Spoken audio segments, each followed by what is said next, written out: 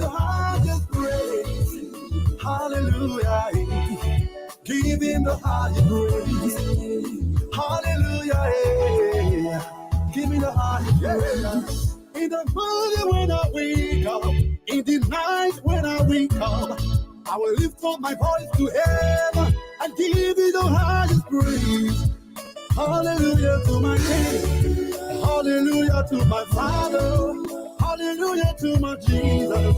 I bow before the throne when I look at all the wonder and I see all the creation, the beauty of the universe. You never, never change. You never, never lie. You never, never change. You never, never change. Hallelujah to my Jesus. Hallelujah. Hallelujah. Hallelujah. Hey, hey. Hallelujah. Hey. Give him, hallelujah. Hey. Give him the highest praise. Hallelujah. Hey. Give him the highest praise. Hallelujah. Hey. Give me the highest praise.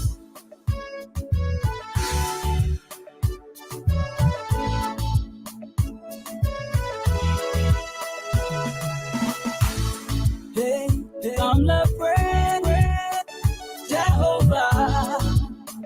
Come let's worship Jehovah. He deserves the praise. Come let's praise him. He deserves everything. Oh, the worshiping. Oh, he gave me life. I will praise his name. I'm here to praise my God, oh, because he gave me life. Come celebrate, come jubilate, come and worship him. He deserves the praise. Hallelujah, giving the higher praise. Hallelujah, giving the higher praise. Hallelujah. Giving the highest. Giving, hallelujah. Giving the highest praise. Hallelujah. Giving the highest praise. Hallelujah. Giving the highest praise. Ooh, hallelujah. Oh, yeah, yeah. Hallelujah. Hallelujah. Hallelujah. Hallelujah to my Jesus. Hey, hallelujah. Sing praises to Jehovah. Lift up your hands and worship. Lift up your voice and pray. Hallelujah. I lay down my life for Jesus. I will worship you, Yahweh, Yahweh. Hallelujah. Hallelujah. Hallelujah to Jesus. Good evening, folks. Welcome. I'm Alfonso Zay and Salt of the Liberia Public Radio and Lpr-Tv.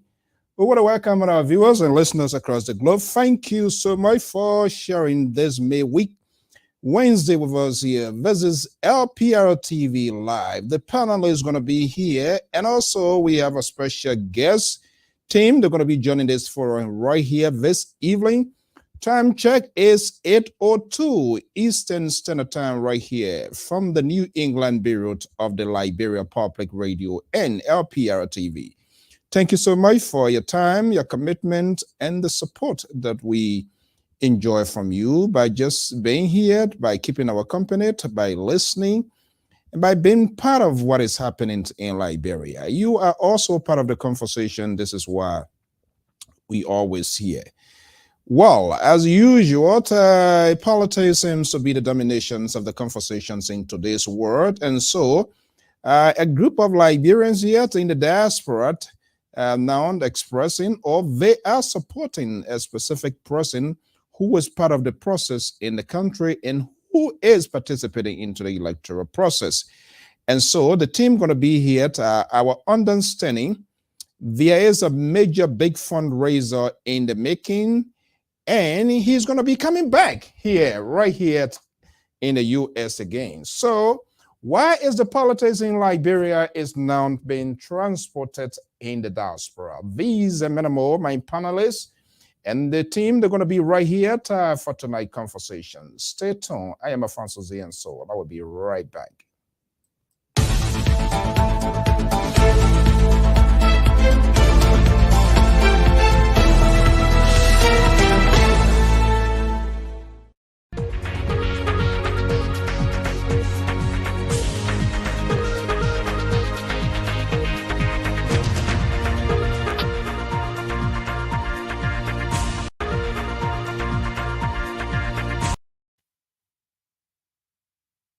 Good evening. Welcome. Thank you so much. Let's do a little bit of recognition here. Today is what? May week. We want to welcome God's with me, Collie. I love that name. These words they are so creative. Richard, Nathan, Doris, Mate, Amadou, Nelson Fremont, of course, my own sister there, and we're right there from Minneapolis. We say good evening to welcome. Hope everything is doing okay.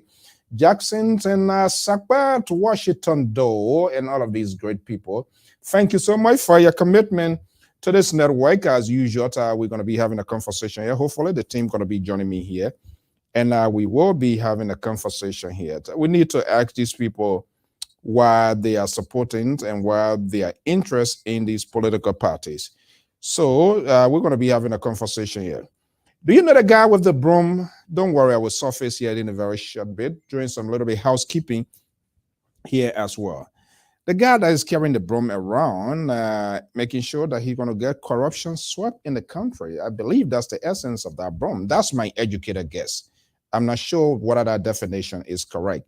But his team going to be here this evening, and so we're going to be having a conversation. So just hold tight.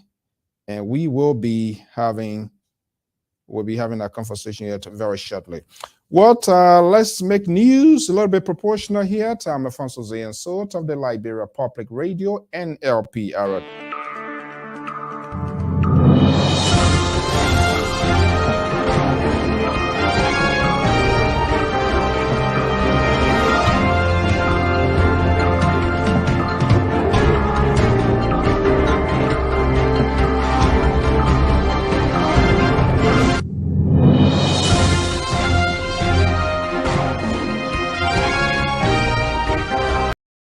Okay, good evening. Welcome. Let's get a ball rolling here. Time is fast spent. Welcome to the show. I'm Alfonso and so of the Liberia Public Radio and Lpr-Tv.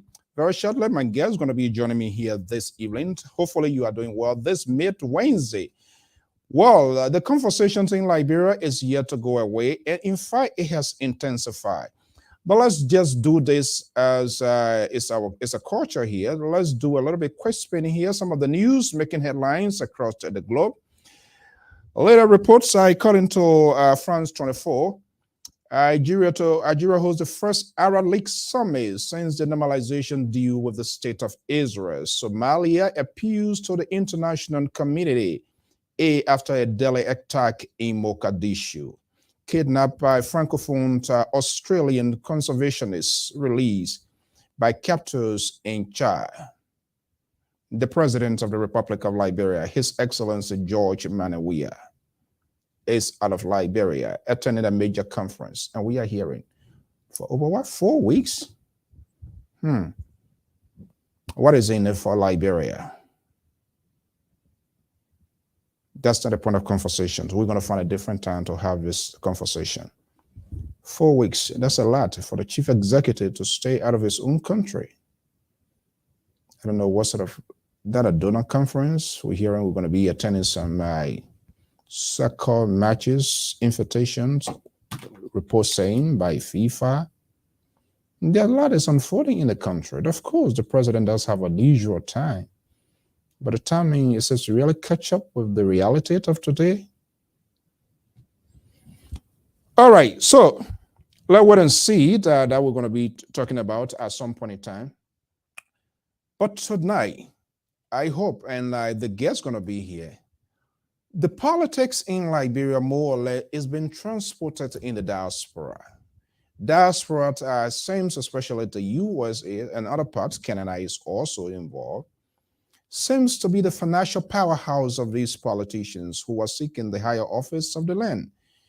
Even those who contested senatorial, representative races in the last time around, they are still seeking financial support with the diasporan community. This seems to be the breeding ground to sustain their campaign and to survive their political venture. Those who seek in the higher office of the land, they are no exception. We have been seeing and continue to see it. ANC Benende Alexander Cummings in a major fundraiser here. Joseph Boyka was here the last time around. Our understanding is you have been here, but there's some sort of cancellation or postponement in the making. Nyombli Kanga Lawrence of the Liberty Party was quite recently in Philadelphia. The guy with the broom, Councillor Tiawan Gongloe, he was here recently. At the time, he was still in the exploratory process of contesting the higher office of the land. Now, he is a candidate. He's no longer expiring. He's a candidate. So he's rewinding his button, his bell. Sources telling us a group calling itself Friends of Tiawan Gongloe Global International, they are making massive preparations. Our understanding, Councillor Tiawan Gongloe will be returning to the USA. A major fundraiser is in the making right here in Newcastle, Delaware. Preparations is in the making. So why is the politics in Liberia is being crossed over here? Are they receptive to us as well in as much we give, or we should just give and we can receive in return? And nobody asks these questions to these politicians, neither they themselves can explain that whatever money is raised here, they don't distinguish who is a citizen, who is not a citizen. They don't distinguish, they say, okay, the Alfonso is a US citizen, so he cannot contest for legislative positions, for any elected position. He can be president, he can be vice president, so for this reason, I cannot receive his money. That is out of the window. They receive as it comes. What is there for us in return? Don't we have the skills to offer to our country as well? We don't know. But these politicians that come here, they raise tons of money. They give us half citizenship. We can vote. Sierra Leone, Cote d'Ivoire, Nigeria, and other West countries, they are voting. But when it comes to cast ballot, we are out of the game.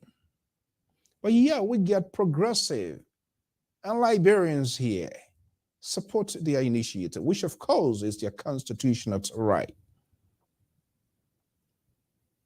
So why are we not sitting at the dinner table as well? They say we want job. We don't need to get a job, but they can take our money. What a troublesome world we're in. Well, my guest is standing by. He's Dr. Emmanuel Kamara. He is the chairman of the Global Friends of Councillor Tiawan Gongloe. They're calling him the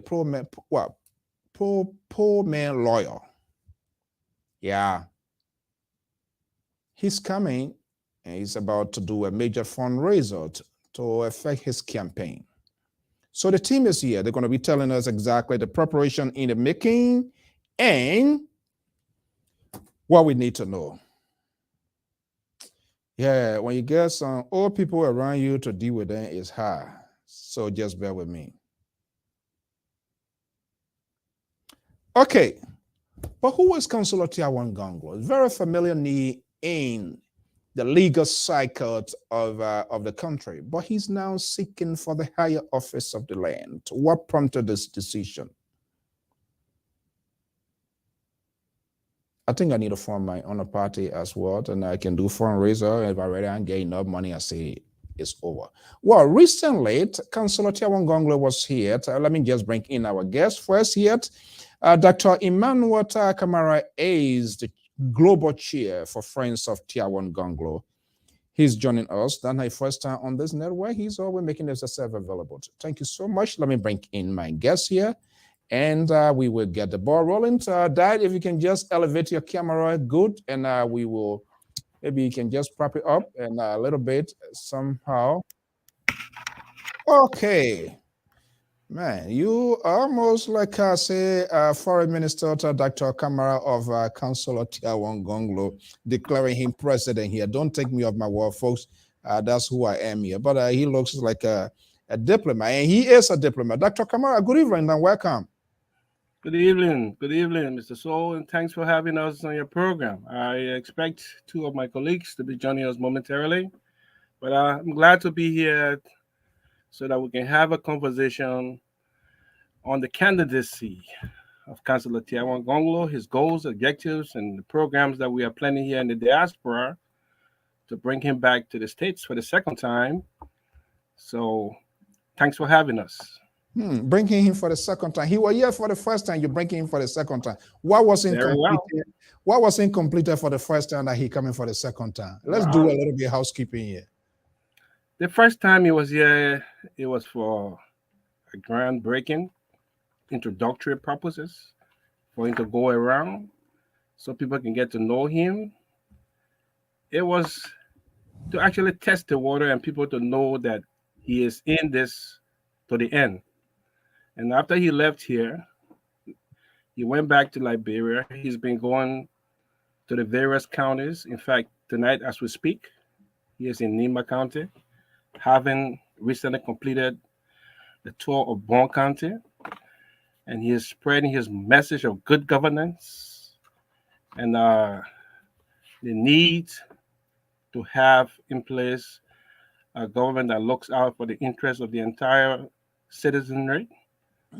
So we decided to bring him back. As you know, we, the members of the Friends of Gongloe here in the diaspora, are a grassroots organization. And as you may, I think I heard you say the councillor is a poor man's lawyer. He really doesn't have the fundings. So we felt it necessary to bring him back here to the States so that at least we can be able to organize a series of events, fundraising events, so that his presence here can buttress it, and then we can be able to raise funds for the work ahead. Okay. So this is the reason why we're bringing him back for the second time. All right. LPR here is a different network. You are, by the way, you're not a stranger to this network. Of course, we have a sympathizer yet. I don't think he really represents, or he's not been designated. Goyo, senior contributor here, to also support the candidacy of Tiawan Gongloe, but he's not going to be with us here this evening. We pray that he's recovered from this crazy flu that also got me. But I have a guy here. He is already here, and I'm telling you, he's going to be the pain in the neck in this program here tonight because he has a side. So just get ready. That's who we are here. We always, we ourselves will hold our own people accountable. I am about to go to Saxton, Sacramento, where the liberal progressive of the Liberia Public Radio, Samson Brown Toe, is joining this conversation. And I'm going to make a declarations of his support. One day he for Tiawan, another day for Boyka, another day he from my last name. But let me bring in the liberal progressive Samson Brown Toe joining me here. The liberal progressive, good evening. I'm not hearing you. Check your microphone. Good evening, Mr. Soul. Am I audible enough? Is that every day I'm going to be reminding you about your microphone? Of course. You're working with old men. What do you expect? You're an old man? Good evening. Good evening, Doc. Welcome on Liberia Public Radio. Thank you for joining us again this evening. I mean, we really appreciate the kinds of things you guys do here, helping us to disseminate information, whether we'll fall or not. But the mere fact that you have made yourself available for the audience and every one of us to be able to glean inside the working of your candidates, I think it's very helpful. This is how we have to move the country forward. And you're one of those that are doing your best here to inform us, respectfully, that is. We don't have to agree with you, but yet still you avail yourself. And this is what we're looking for. Thank you very much, sir. All As right. always, it's good to be talking to you, Mr. Toll. I see you reside in California, and I want you to know that Councilor Gongloe is going to be in California on the 11th of this month. He's going to be there for about a week. We have a series of events that are planned in California, and we hope you can be part of it. Thank you. Thank you. He going to the liberal state? Is he a liberal or progressive? Progressive liberal / liberal or what? Councilor. Mr. Soul, like any other person, I'm asking Dr. Well, yeah, but when you start putting people in that kind of, I'm the only person that allowed to be put in that kind of box. As you know, many Liberians, from my perspective, they're all conservative, but in a good way, not like the conservative they have here in the United States, I would say. Okay, Dr. Kamara, thank you so much for joining us here. We hope to have a conversation. We always like to have these conversation in a proportional fashion to make sure that the voices of those who seek in the higher office of the land, they are heard, and that will potentially help our voters, the Liberian people, to make an informed decision. Okay, so he's coming back for the second time to do fundraiser, correct? Now he's a candidate now, unlike he was expiring, but now he's a candidate. Correct. Let's do a little bit backtracking here. During his first trip, what were some of the things that he achieved that he can count on? Because there was an extensive tour by the councilor. We're even privileged that he was able to face our microphone as well. We're going to bring you that a little bit, Essence. But what can you count on, you as a global chair? Your Ghana is a candidate. What were some of the successes during his first trip? I must say in this forum to you that we were able to accomplish 100% our goals and objectives of his first visit here to the States. Before his appearance here in the States, many of the people here in the diaspora were saying they've heard about him, but they didn't know him. And even when he appeared in most of the venues, people still didn't recognize him, even though they know the name Tiawon Seye Gongloe. So by him being here during the first leg of his visit, people got to know him, and people had the opportunity to interact with him. And most of our town hall venues and forums that we had, it was almost like a conversational setting whereby people were asking questions on his goals, his platform, his aspirations, and his intentions for the country. And he was able to spell all these things out. He was able to sell himself like we have been selling him even in his absence. And he was able to go around in almost 8 or 9 states doing this within the course of 2 to 3 months. 2 to 3 months, yeah. He was here with us. We were at the same time able to raise a substantial amount of funds, which has enabled us. For the first time? You said for the first time? Yes. For the first time, we were able to raise funds through grassroots initiatives. And when it comes to fundraising, as I said, we are a grassroots organization.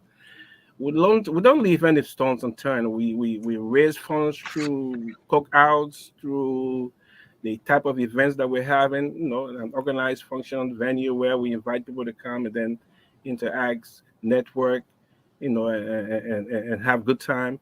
We also raise funds through GoFundMes and all the social media apparatus. So we were able to successfully raise enough funds while he was here during the first time, and we feel his second time around we'll be able to capitalize on that because the needs for his candidacy, is becoming so attractive in the Liberian community there in Liberia that it requires him to go to various counties like he's doing right now, and that requires funding, which we don't really have. That he is depending on us here in the diaspora to be able to raise funds and undertake those expenditures. So this is the reason why we thought it wise to bring him here, because his being here will help us to be able to raise the needed funds for the second leg, of his visit in the counties that he has not visited so far. Okay. I surmise with his legal background, accountability, transparency. For the most part, this is the language, this is the word always out of Councillor Gongloe. I'm not hearing that funds were raised, substantial fund. I'm not hearing that how much was raised or whether it was kind of like, but we got to start holding you guys accountable before you get to the overall office. Yeah. So do you, before we start this here, pull it into context, do you care to tell us how much was raised specifically and who are those donors? Oh, yes. Like I said, we are a grassroots organization. And while he was here in the States, we had a series of events. We had one in Atlanta. There was one held in Minnesota, here in Pennsylvania. And there was another one held in New Jersey, Trenton, and some other places, even as far as Iowa. There were events, functions held in those occasions. Some of them were town hall meetings. Some of them were formal events where tickets were sold and people came in, they had a good time, and then, they paid to enter those venues and were able to raise funds, in those settings. When it comes to how much we raised, that's privileged information that is available to our members. And you spoke about transparency. We are as transparent as the word itself. If you were a member of our organization, you realize the financial reports are periodically submitted in the chat rooms. In fact, today happens to be the 2nd. By tomorrow, we have October's financial report available to all their members. And even within the Friends of Gongloe family, it's not everybody who is in, for say, the general chat room that has access to that privileged information. But as long as you have contributed towards this movement, we have a special chat room for that. We call it contributors chat room, so that at least you have access to those confidential information, so that you see that your money is accounted for, and you are also aware of how your money is being spent, because we are also aware of our fiduciary responsibilities to the IRS and so on and so forth. So whatever we do, we try to keep and maintain, substantial records of all our intakes and all of our expenditures for tax purposes. So my hair is spinning right now. Privileged information. You politicians quick to give a code name, code word, privileged information. So in other words, Dr. Kamara, are you saying those that gave, are they only friends of Tiawan Gongloe, sympathizers, ordinary Liberian who admire his work didn't give? Why will it be coined as privilege? So I do not have access to that financial record, is that what you're saying?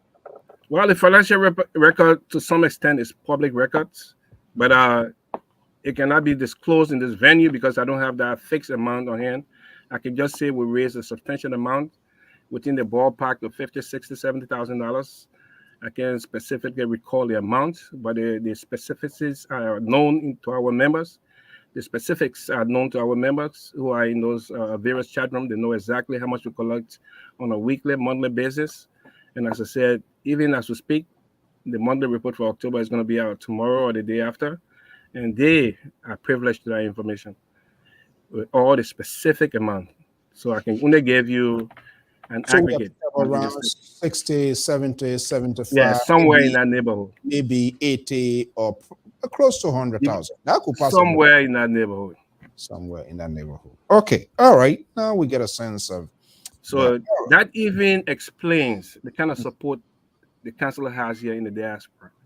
Having announced his candidacy, within 3 months, we brought him here in the States, and people were very, very anxious to meet him. People were willing to pay to attend these functions that we had that were just advertised within a month or two. So we felt, it might be a little bit better this time around, the second time around, after they've seen him for the first time, they've heard him, they've heard about his platform, his intentions for the country, and so on and so forth. And I can tell you, after his visit, one of the other things that we actually accomplished was our membership grew over 100%. You see, before he came to the States, we were less than, I can say, 5,000 in our chat rooms. But after his visit, we have about 10, 12 chat rooms. And I can tell you that our numbers have doubled, since his visit here. And we expect that number to increase after his second time around here in the States. That was something else that we accomplished during his first visit. Friends of Tiawan Gongloe, you are the executive director, correct? That's correct. So is there like a super PAC to Tiawan Gongloe in the USA? No, we are not a super PAC. We are a 401c3. 501c4 rather. We are a 501c4 nonprofit organization. There's a big difference between a 501c4 and 501c3. 501c3 is the most popular non-profit type of organizations here in the States. We are geared mostly towards social activities, social awareness. Social awareness involves partly political, voter education, voter awareness, includes anything that has to do with social functions within a group of people. And we cater to the entire Liberia population to bring awareness for good governance, to bring awareness for the need to vote, to bring awareness for some of the disadvantages that people have been undergoing in the Liberian environment, bad roads, poor health, just to bring social awareness to anything that is not, in the interest of the people of Liberia. That is our function. And Tiawan Gongloe happens to be that messenger, and we are using him to make sure he preaches that gospel to the people of Liberia and bring awareness in those areas. Liberia, don't hesitate to come in here. So let's get it right here because of his background and things that he involved in. So we assume, we surmise everything will be in a sort of legal context. Trust me, we're going to come to this function that is pending. So if I to get you right, this group is privileged to carry out to raise money here to support political cause in Liberia. Social activities in Liberia, which includes political initiatives. Does that answer my question as to whether you are Yes. paid to raise money in the US here to support political activities in Liberia? Yes. Okay. We are supporting social agenda in Liberia. Social agenda includes political activities and other things that has to do with social awareness. All right. I know you're here. You're going to be selling out here. We have time here. You're going to be talking about this. There are a lot of, and it might be repetitive because we have talked this year. There are a lot of guys out there. You get Benedict Cummings, Alexander Benedict Cummings, Joseph Boyka, even the president, the Incubans here. How Dr. Kamara came in within the proximity to pick Councilor Tiawan Gongloe? What setting apart from these gentlemen, the other guys? Well, as you know, Councilor Gongloe has lived his entire life in an exemplary manner. He is corrupt-free. He has always been an advocate for human rights in Liberia, equal justice in Liberia. He has always defended the poor. I have always described him as our Muammar Gandhi, the Muammar Gandhi of Liberia, because of the way he lives. He lives a simple life. He does not. He actually doesn't want anything for most of the things he does for the people of Liberia. He is a people's person. He is selfless, and we felt at this time he would be the best person, and he has been advocating all throughout his life for good governance, for the people of Liberia, for the rights of the people of Liberia. He has advocated throughout his legal career about the need for everybody in Liberia to be treated equally under the rule of law. And he has also advocated throughout his life that Liberians should be appointed to governmental positions, not because they come from a particular section of the country or because they have a loyalty to an individual, but because of their qualifications. So having looked at Tiawan Gongloe and compared him with most of the other candidates whose name you just mentioned, we felt he would be the best fit that fits the agenda of Friends of Gongloe when it comes to bringing awareness for good governance in Liberia, in terms of rule of law, in terms of lawlessness, in terms of fighting corruption, and in terms of making the environment in Liberia a place where every young child can thrive and reach their potential. This is how we're able to choose him after comparing him with all the other candidates that you mentioned, because he stands out as different. He stands out as somebody who has the right character, a man of integrity that will be able, that can say something and at least back it in actions. And Doc, let me jump in here a minute. Again, thank you very much. But let's go to some of the things that you just listed here. Some of the things that got you feeling that he's the best man. You just told us here that he lives his life as a peaceful man, and which are all true. I also consider him like Perry Mason of the Republic of Liberia, a poor man lawyer. I call him that. But what I want you to help me out here with, the other two major opposition candidates that are in the opposition political leaders that are out there. Can you tell me, give me A, B, A, what do you think? You just listed some of them. So how do you compare that with let's start with Honorable Cummings. What Cummings has that Honorable Gongloe doesn't have, or what Honorable Gongloe has and Cummings doesn't have? Well, for starters, I really don't know Mr. Cummings that well, so I can't speak to that question. I don't mean to interrupt, but I know you've been reading a lot about Cummings, so I'm sure you can surmise on some of the things that you've been reading. And so let's try that again. What Cummings has that Honorable Councilor Gongloe doesn't have, or what Gongloe has and Honorable Cummings doesn't have, that you want to tell the Liberian people here this evening? Thank you, Mr. To. I think Mr. Cummings is a good man. He's an honorable man. He's a Liberian. He has good intentions. I think he has Liberia at heart. I have listened to some of his presentations, some of his videos, and you're right. I have read some of his writings, and I think he's a good man. But I just don't think he is ready, or Liberia is ready for him right now. Because in what sense? Let's do this here. More or less, we're going to come to that. Let us focus on the specific why here. I know there will be a I intend to have the counselor himself here. So let's see what this fundraiser, what it looks like. I want us to dive into this, and then we can come to this here. Is that something that I favor you, Da? That would be very well. I appreciate that. Yeah, okay. Because I mean, I'm not going to be putting here and there. So tell us about this whole fundraiser here. Who are those expected to be part of this? Liberians, Americans, government, US government officials?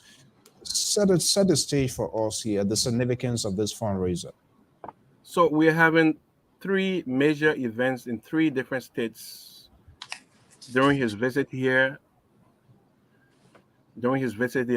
From November the 11th, November the 11th to December the 3rd, somewhere in that neighborhood.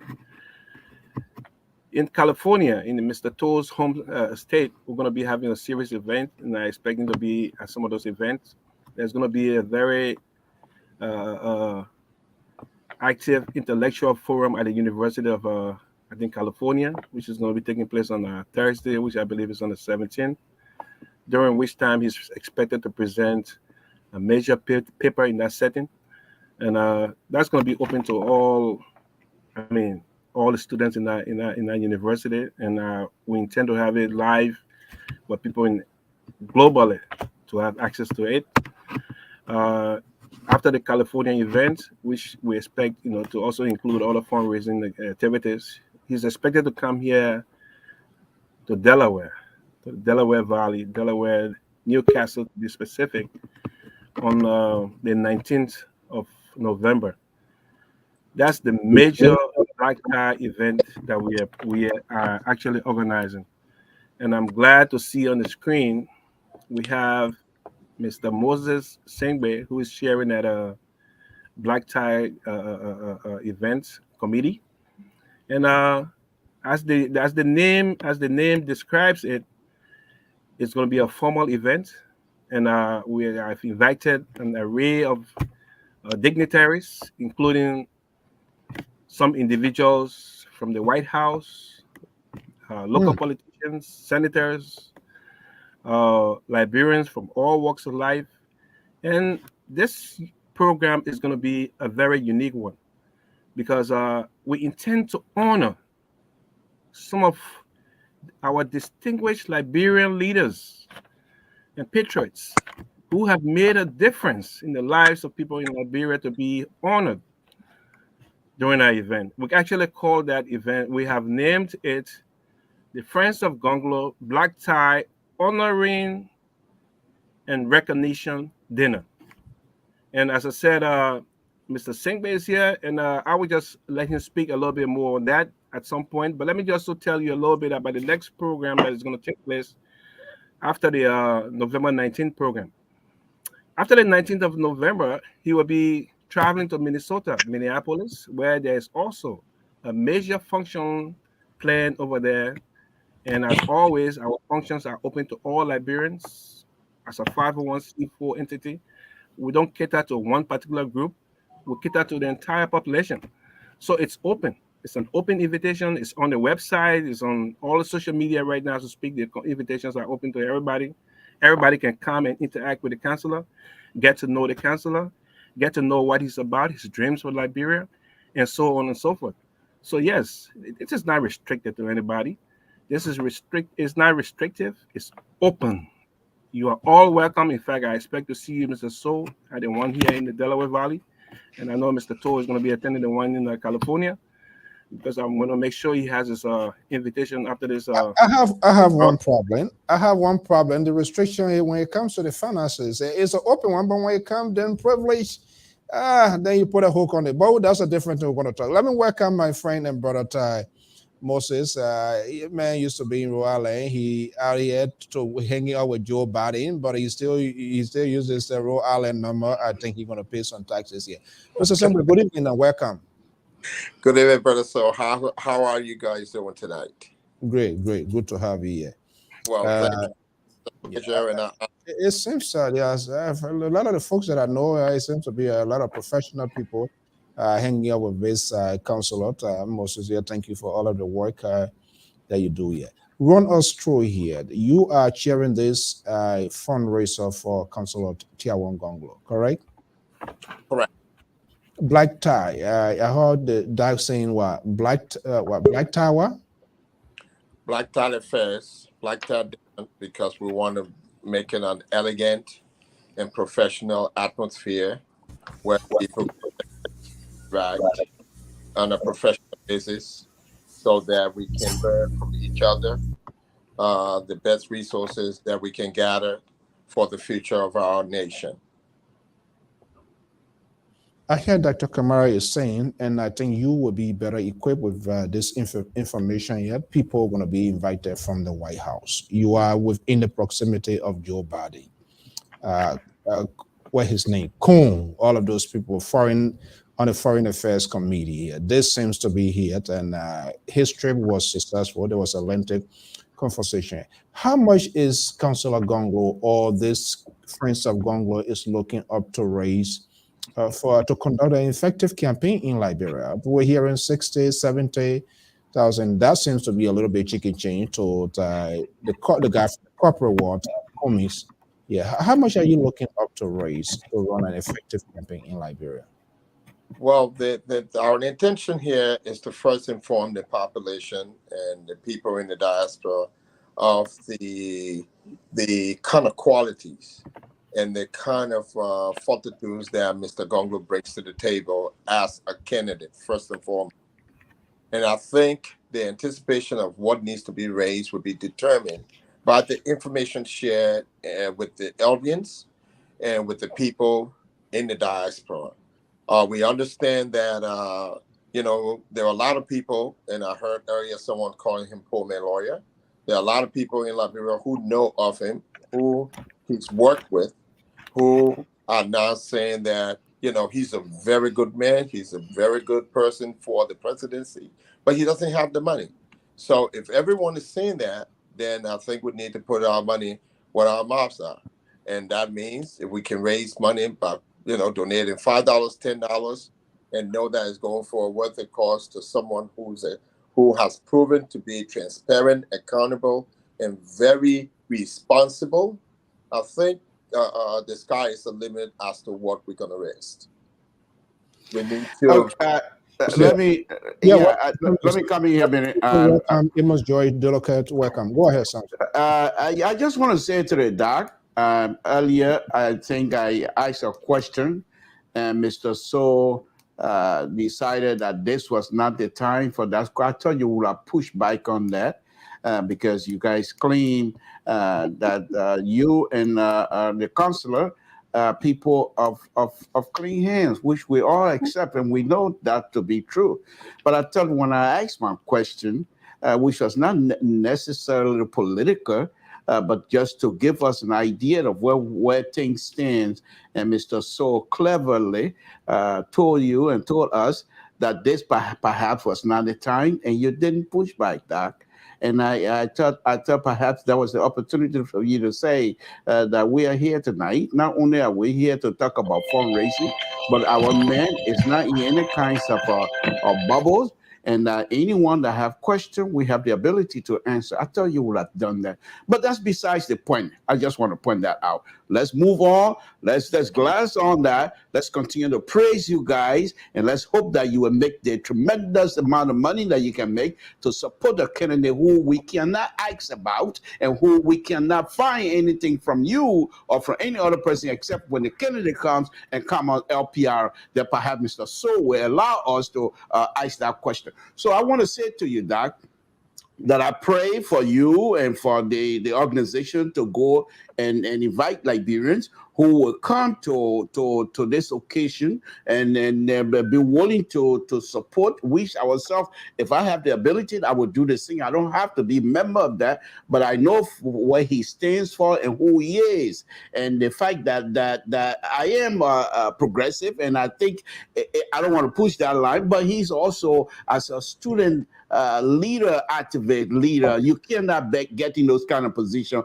without having some sort of a semblance of a liberal side of you. So I will leave it as that, and hopefully you and your group will come back and try to take on the issue of how and where the Council of Gongloe, why is he different from that? It's a very interesting question. But for tonight, I will say, let us don't bother ourselves. Let's follow the lead of Mr. So, and we will ask you a question of how many people do you intend or expecting to be at this occasion?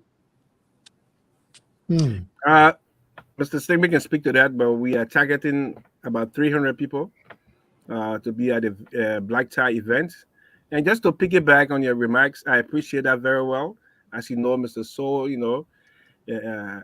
is a very resourceful man, and he always, in my opinion, knows best. I think he doesn't want us to be personal in this setting, and I think he probably agreed with me with the answers that I gave, that Mr. Cummings was a good person, and I'm sure his heart is in the right place, and I was going to leave it at that. So I think he respected that, and he wanted us to just move ahead. But I do respect your views. I don't think it was appropriate for me to push back. But I agree with you. Maybe you can invite us the second time around. Can we flip the coins around? Instead of Cummings, maybe we'll say Boyka, then maybe the Liberia. You say there's a similarity. You already have ties with Gongloe. You see the reason why I just don't even look, the Liberal. I know who you are. I know who you are. You happy that Tawan Gongloe is going to your liberal land. Maybe that progressive reunion going to take place, but it's not going to happen on LPR yet. So you're going to give. I don't give money. I don't give anything to politicians. That's not my job. You are liberal. You can do that. You are liberty partisans and all of that. But that's not the issue here tonight. So let's talk about this. I'm concerned that the money they are trying to raise, because we in the diaspora, we are noted of giving money. And then when it comes to get a piece of the pie, then we are stigmatized. But these are other critical questions. I hope we will talk with the organizer when the councilor come. Now he is a candidate. he is a candidate. He's looking for that job. So there will be specific questions going to be asked. I'm not going to bring these questions out here tonight. I'm going to focus on the Baku money you want to take and who's going to take it and all of those kind of things.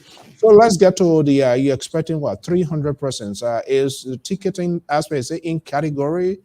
They get $20 group, we the people way down there, $10 like myself, and how is it going to be like? Let me defer that question to the chairman, Mr. Singh. Thank you, Doc. Let me speak to that. Well, this program is considered a black tie affairs, and we know that money is kind of pressing to come by. The general admissions for the program is $200 per head to this program. We're not going to exceed that, but we also have other folks who are considering attending as VIPs that will be donating more. We're not charging people. We're asking people to donate to the cost for the future of our country. We're also going to be having a raffle drawing at this event. The raffle drawing prices includes a round trip ticket to LIB. And if someone buys a raffle ticket and wins, who is not Liberian and wishes not to go to Liberia, they will have the equivalent in funding presented to them. The second prize is a 85-inch big screen television. The third prize is a $500 cash. The fourth prize is a wine basket, and the fifth prize is a night at the Marriott with a $50 dinner a certificate. And we also at this program going to host a pep rally, and that people who understands, people who wants to make special donations for anything that affects the campaign will be privileged to do that. We have a Zelle bank account, we have a Cash App account, and you can send it by either Zelle or Cash App, and we're talking about accountability. Tickets will not be purchased from individuals.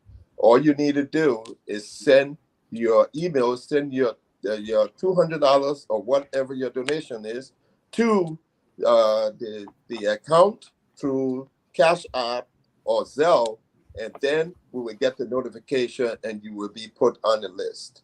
The hall will seat about 450, but we're looking to be conservative and say that we want to have 300 persons there.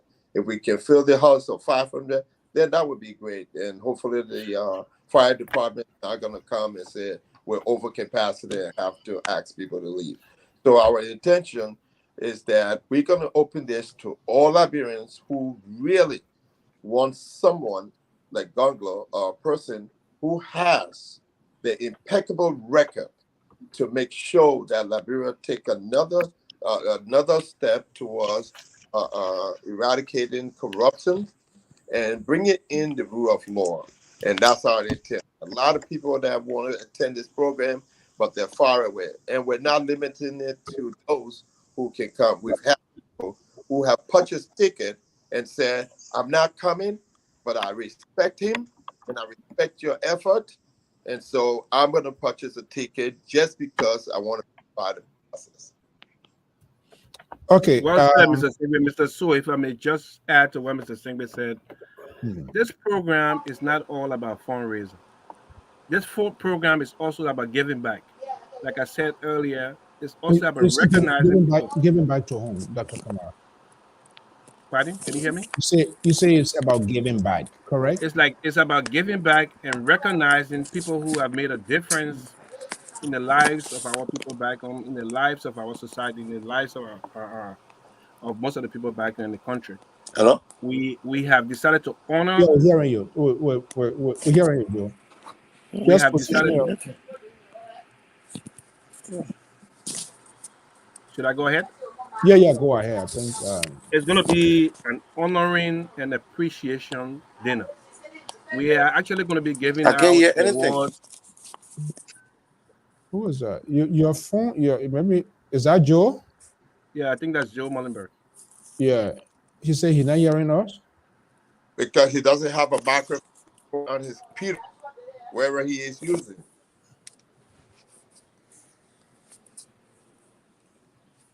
Can you, if you sit with it, I can bring him on. I was just observing. Yeah, go ahead, Dr. Okay, Cummings. very well. Is he one of Cummings' supporter? No, he is one of Councillor Gongloe's supporter, and he actually has. Councillor Gongloe This guy supporter. is a Okay, different- okay. I just want to let us know that that's all. But go ahead.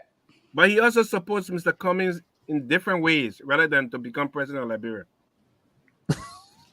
So yes, so if you say a supporter, that's acceptable, but not as a presidential candidate. But I was saying, this program, this black tie program that we're having in Delaware, is not all about receiving, but it's also about giving back. We want to recognize people that have made a difference in the Liberian society. People like Dr. William Ira Talbot, president of Liberia. If you listen to Councillor Gongloe in most of his speakings, you will see that he has referenced Dr. Talbot in most of his presentations. He spoke about the agricultural project, agricultural bank, the mattresses, total involvement. These are all references that he makes whenever he was making a presentation or he's having a conversation in a setting. So we thought it wise to recognize Dr. Talbot for the differences he made in our lives as Liberians and the country, as a whole. We have also identified Mr. Albert Pott Jr. I think most of you here may know Mr. Pott was political activist. Joe, can you load? How can he come? Advocate also for human rights and social justice. And I think Joe thirdly, need to communicate. I think he has either listening at the same time, and that brings in the audio. Yeah, go ahead. Yeah, we're sorry. I hope you can come in because we wanted to speak about the Minnesota project. Yeah. And, let me try here. Let me let Mr. Singh come in and speak about the last person, Mr. Well, are you hearing us? Hello, yeah, I'm hearing you. Yeah, but I think you have a monitor there. You got to load it. Can you get Are you hearing me? Yeah, we're hearing you, but we're getting the echo. So you need to use like a microphone or headphone. You get the echo from the back? Yes. Maybe Maybe position better. Yeah, go ahead, Moses. Mr. Singh, can you just come in and speak about the two other candidates that we have honors in their name? Well, what happened is that we decided to give honors in few people's name, like the dot was said. One of the other person happens to be Charles Bayer. We've reached out to these family, asking the permission and to name honors in these people's name because they have contributed in ways that is totally immeasurable. One of them happens to be Charles Bayer, who was doing his work as an objective journalist in covering when he met his demise. The other person that we consider as well is Mr. Peter Bala. And we know this guy, even though he had 2 masters, maybe I think 3 masters, trained in London, went back and used cultural and promote peace. And he did everything to do education. I'm not sure what happened. This guy, whoever it is, need to. I think he needs to go back. Let me get him. Oh, he come back. So I think his audio is corrupted. So yeah. So Peter Bala is someone who stands out. And if you talk to people, he taught about the AIDS program. He talked about healthcare. He talked about rape in Liberia before they even passed the law. And he made those things through plays so that to use the basic mentality or artifacts to effect those kind of differences in education in our people. So most of the people, when we talk about the old man Albert Port, he walked around with his mat under his arm, his toothbrush and toothpaste in his pocket, and he went to jail numerous times for telling them what was right for the country. And the leadership at the time were not listening to him. So these are people who were reaching to the family members to say, we want to recognize other people who have stepped, who are on the shoulders of these individuals. And that brings some kind of recognition that not everybody from Liberia is bad. Because in leadership, I mean, Doc talked about Torbert. And we all know what Torbert did when he got in office. Some of the things he put in place for good governance, for accountability. If he went to your ministry as a minister working for him and you weren't there, you were fired. He fired you. And so those are the things that we want to exemplify at this event so that we can tell the story and so that people can know that it's a new day coming up in Liberia with Councillor Gongloe being the presidential candidate. Okay, Mr. So, can I extend an invitation? Yeah, hold on 1 minute. Can I extend an invitation to the good doctor?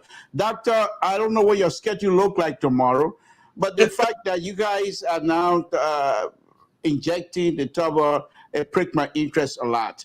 And I was hoping that perhaps we will have an opportunity to have that discussion with you tomorrow. Yes, can you do that? Hello, something. The liberal. Yeah. I am in charge. I know you are. But I'm just extending an invitation. No. I am in charge. And you were in charge last night? You can't eat your own baby. No. Okay. Yeah, we can work that out, but we don't want to do like these other show there. Something they call somebody. I'm calling the person right now. No, that's not what they call kangaroo court or temple of justice here. But let me just say to Mr. Tu that you are always welcome to invite us, as long as it goes through Mr. Soul and it meets his approval. We'll make ourselves available. What I'm saying here is that we don't want to act like other network. By the time they call somebody, then they want to call state witnessing this and that. However, I intend to guard this process because money you want to raise. I have to see how you want to raise their money. You call it everybody, but everybody will not get a pronouncement how you raise. All of that is a question. However, if there are other things, because I've seen 2-3 things mixing up here now, then to rise to a lot of questioning and that could derail this conversation. I don't intend to do that. But at the same time, the panelists also we all have an equal right here, the listening, and they will ask questions. So I just want to let me see Mr. Mullenberry is back here. Let's see. Okay, so gentlemen, Dr. Toto, Amos George, Dolocat, we all are into this. We just want to make sure we want to have some fairness here. So you that's just a question coming from here. We also we can at our own selection we can also bring questions from our onliners, and this is coming from one of our contributors and analysts. Why are you giving cash prizes at a rally for raising money for financially struggling campaign? You want money, so why are you trying to give money away? Do you have here what the situation is? We have a rally. We have a raffle tickets. It happens to be that the raffle ticket, one of the prices happened to be $500, and those things are things that would influence people. We want to do the prices that would be enticing for people to come in and buy out the tickets, and we're hoping to raise that money. Now, the other thing is that in many of these situations that I've been in before, the people that win, the person that wins the $500 or win the cash is most likely would be generous to donate that money back to the cause, knowing. So when we come there and start networking and they see the cause for what we're trying to raise the money, most of the time, those people always give back the money and say, that is my donation. So we have some intent. Man. So if you win it, Mr. So, we know that if you buy a ticket, let me tell you that we need the money. Okay. All right. Let's bring in Joe. He's from the Minnesota SI. I believe he's the head of the team Gongloe in Minnesota. Mr. Mullenberry, are you there? Can you unmute yourself? Yeah, I'm here. Okay. Thank you very much for coming in. Welcome to the show. Let's hear you. You are being added onto this, meaning Minnesota is crucial to, I believe, to the fundraiser of Councillor Tiawan Gongloe. He was there. Yes. So Is there any preparation besides what we're going to be going on in Delaware? Is there any preparation ongoing in Minnesota for his return as well?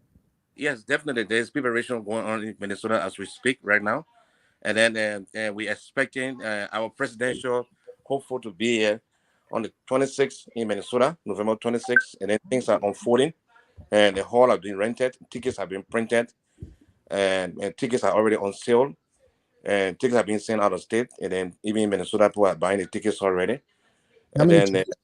how many tickets are we talking about? Yeah, we anticipate printing about 500 tickets. I started with the first 200, and then I left with. I just started selling the tickets yesterday. The first time I started selling, we had about 107 gone already.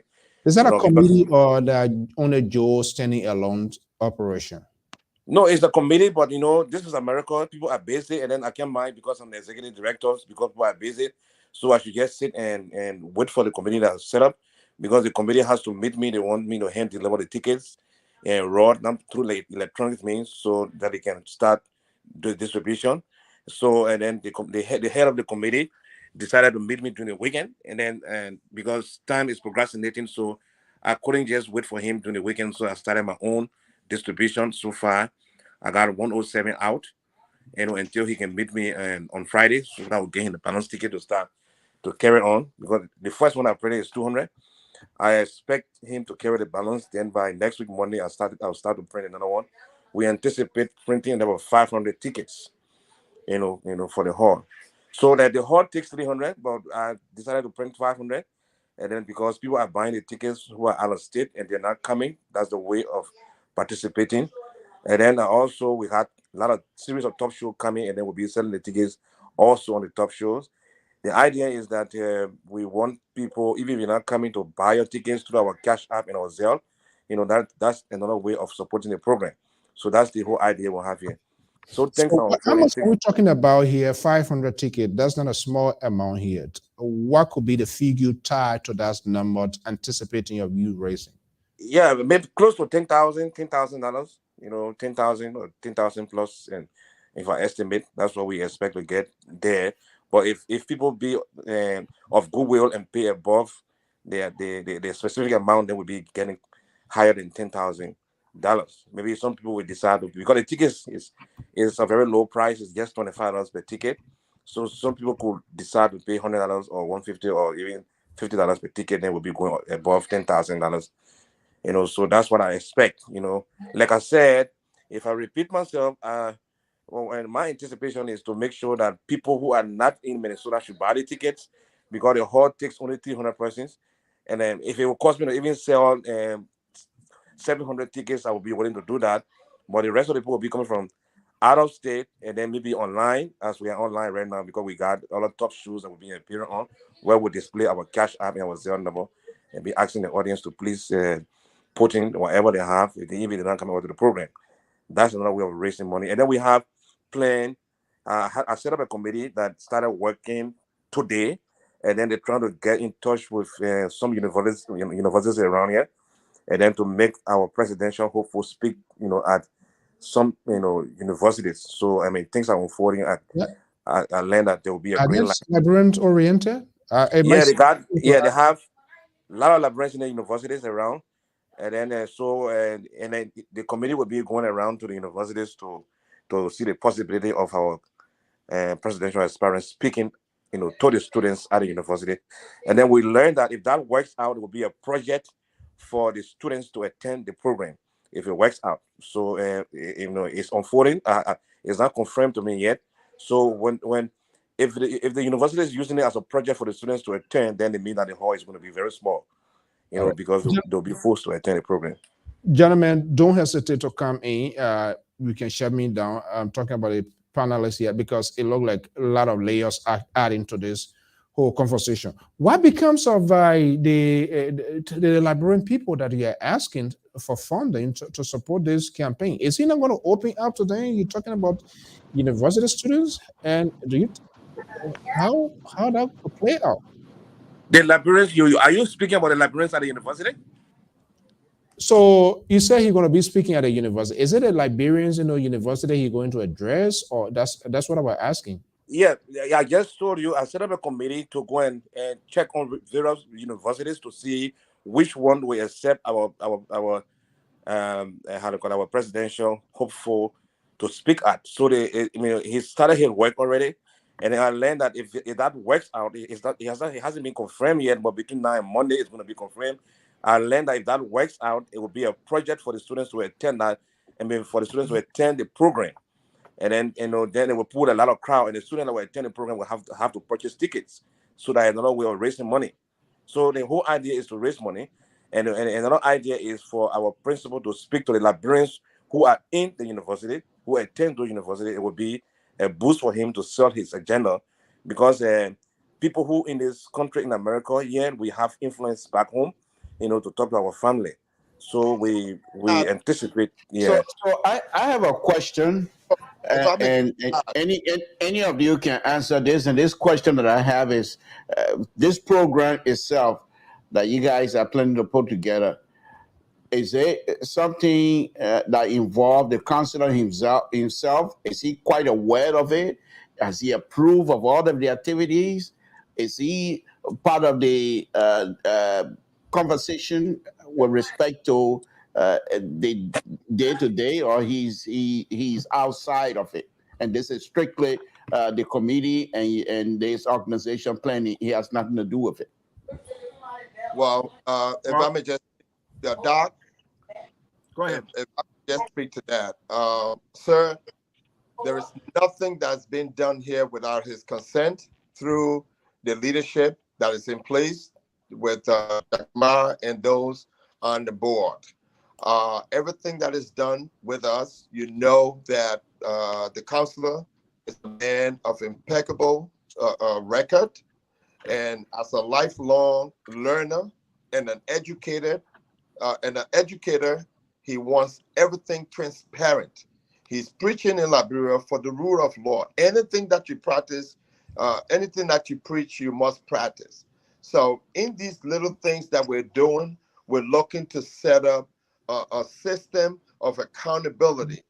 And so that whatever money is collected, we would know would go to the cause that it was collected for. So basically, I don't mean to interrupt. So basically, there's no daylight between your committee and the counselor himself. What do you mean when you said there's no daylight?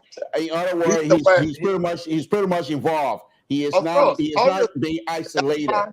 Absolutely, and that's why his schedule is being monitored by folks in the leadership, and we have a track when he comes in where he's going to go to California.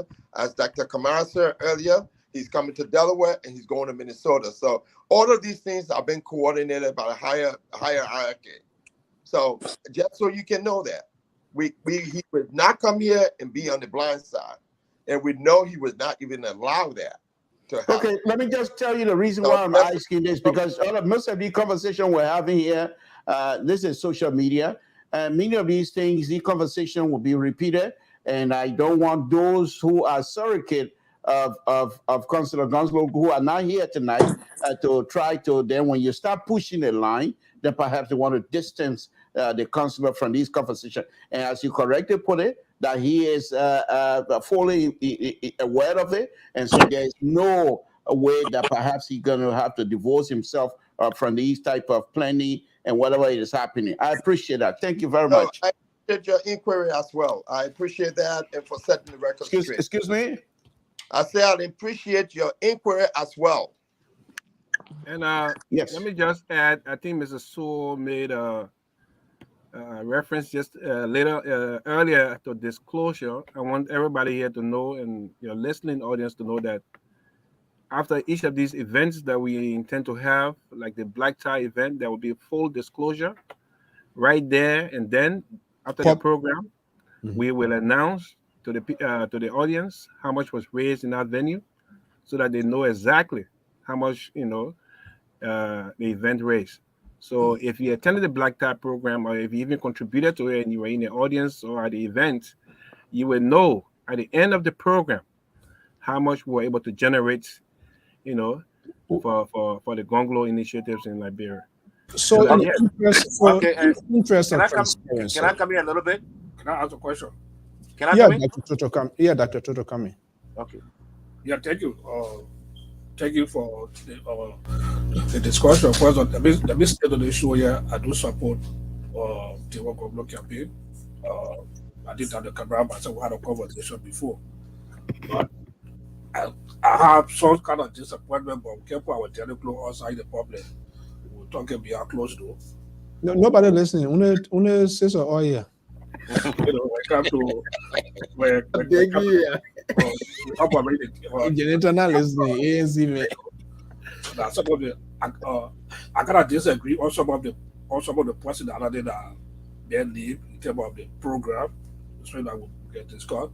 But when it comes to the campaign, in terms of the fundraising aspect, are you guys having any kind of dark money contribution?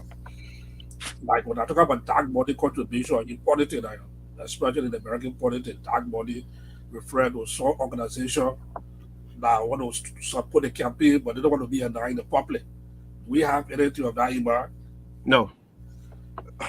that is totally out of the character of the man that this campaign is all about.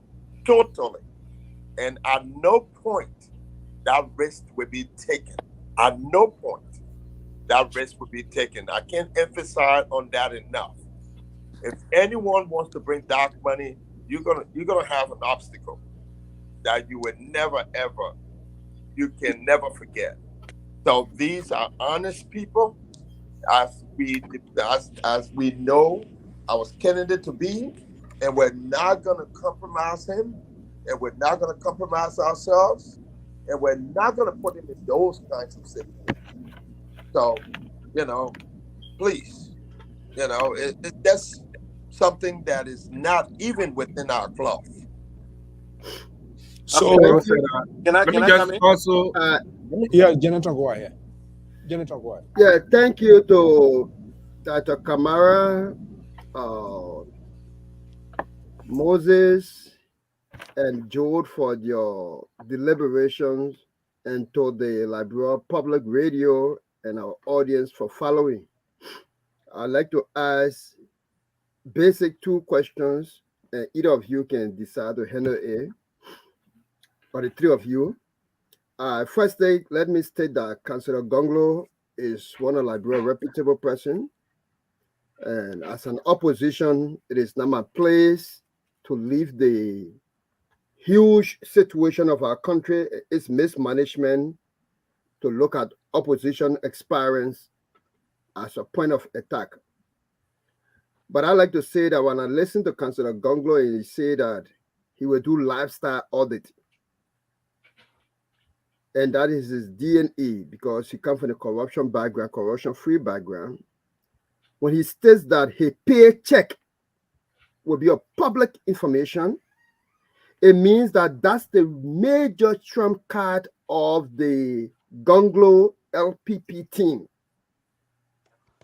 So I've seen some audience suggesting if you could make this fundraising financial instrument public, it could be something extraordinary, like Councillor Gongloe would say, a paycheck would be on the website of the executive mansion.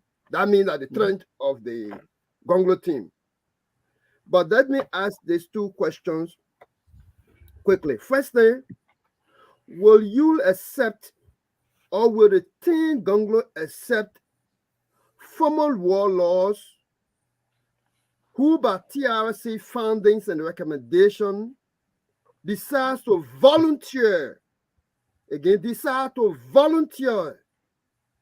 their energy and resources to joining Team Cummings, like in the instant case, Team Gongloe, like in the instant case of Team Cummings.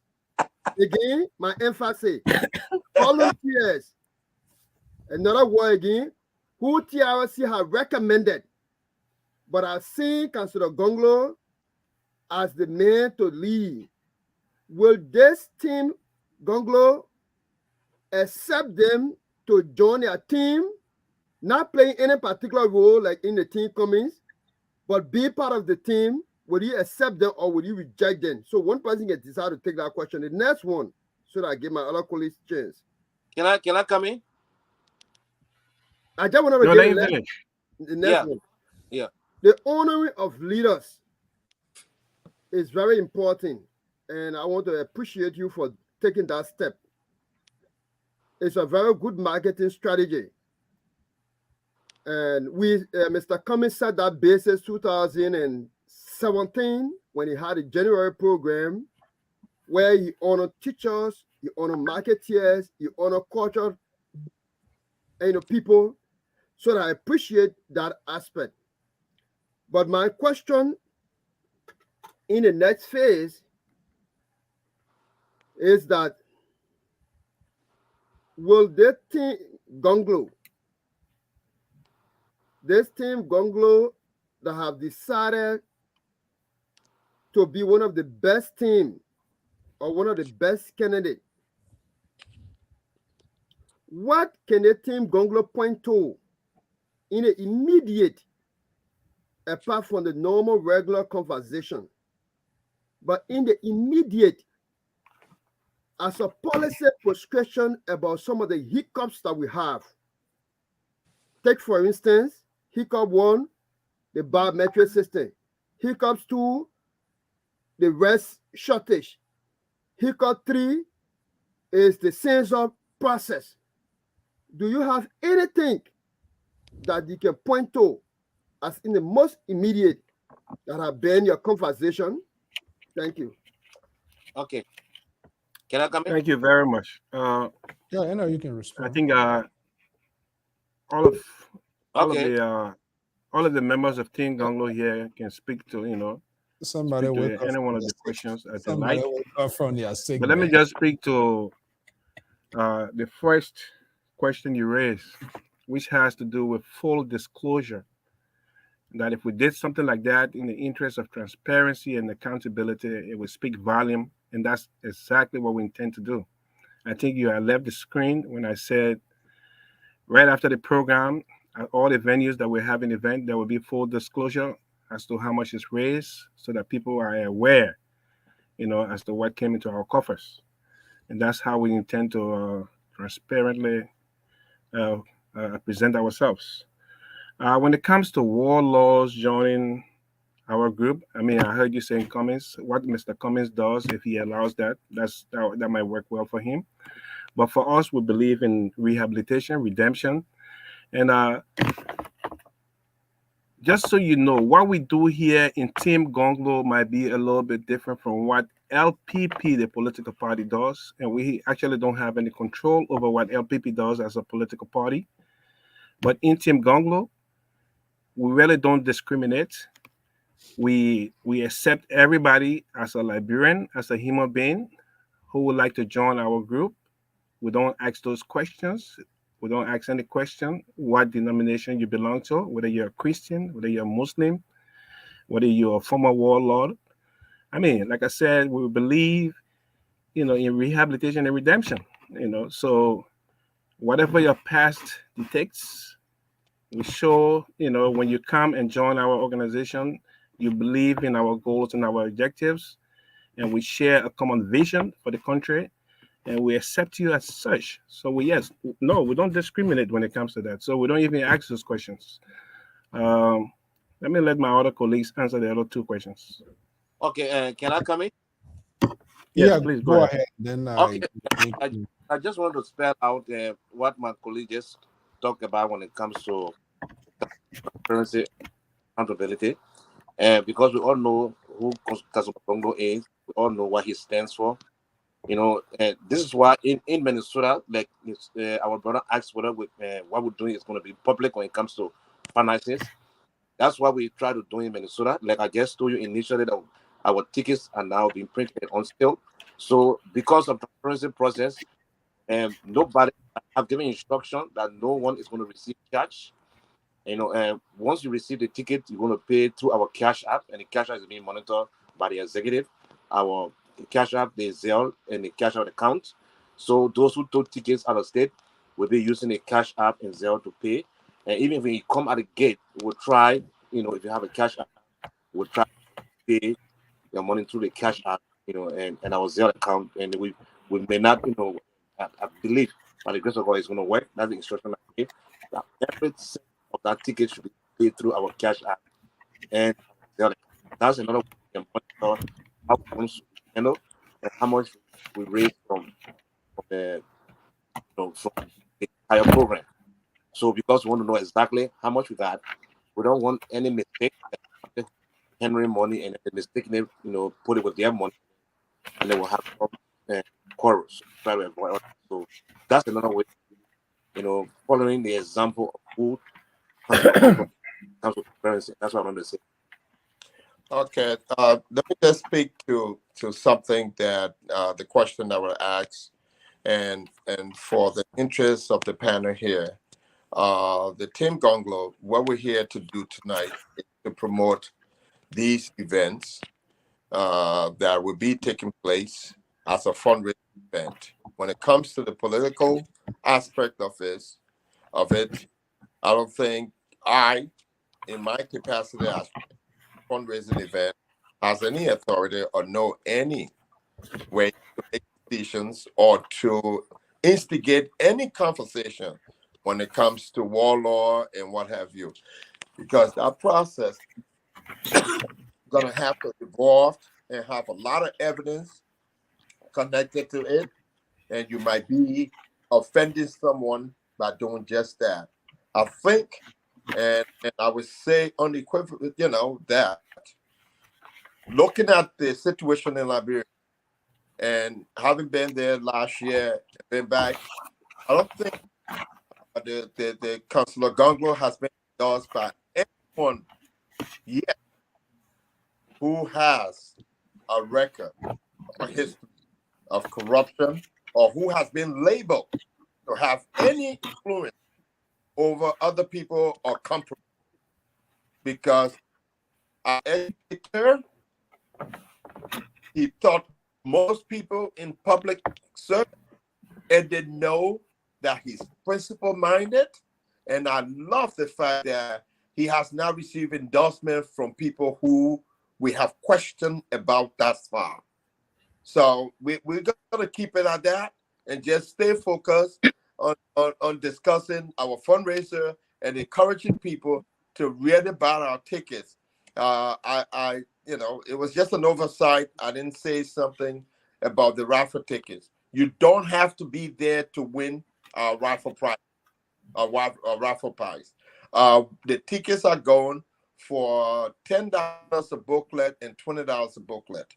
The $20 booklet, if you buy a $20 booklet, you will have 5 additional tickets in there as a token. If you buy the $10 booklet, it comes with 6. And the $20 comes with 15 tickets. So a lot of people are buying the $20 booklet. So I would ask that, everyone in the panel here, if you after the show, if you can text me your number, or you can, I will give you the, the Cash App number, and you can send your funds for your $100. We will send you your tickets with your name on it to be eligible for the drawings. So, Mr. So, can I come in, please? I got a quick question. Two. Well, you got your pass from the doctor? Yeah. I've been. Hopefully, I get done asking me before the cough catches up. Go ahead. How you doing, Doc? And how you doing, Moses? Nice to see you all. By the way, I'm CZ Goya. If we haven't met before, I am an analyst on the show here. I support Yawansi Gongloe's candidacy, and I'm also in Minnesota. Having said that, I want to make a few observations and then maybe ask a question, especially to the doctor.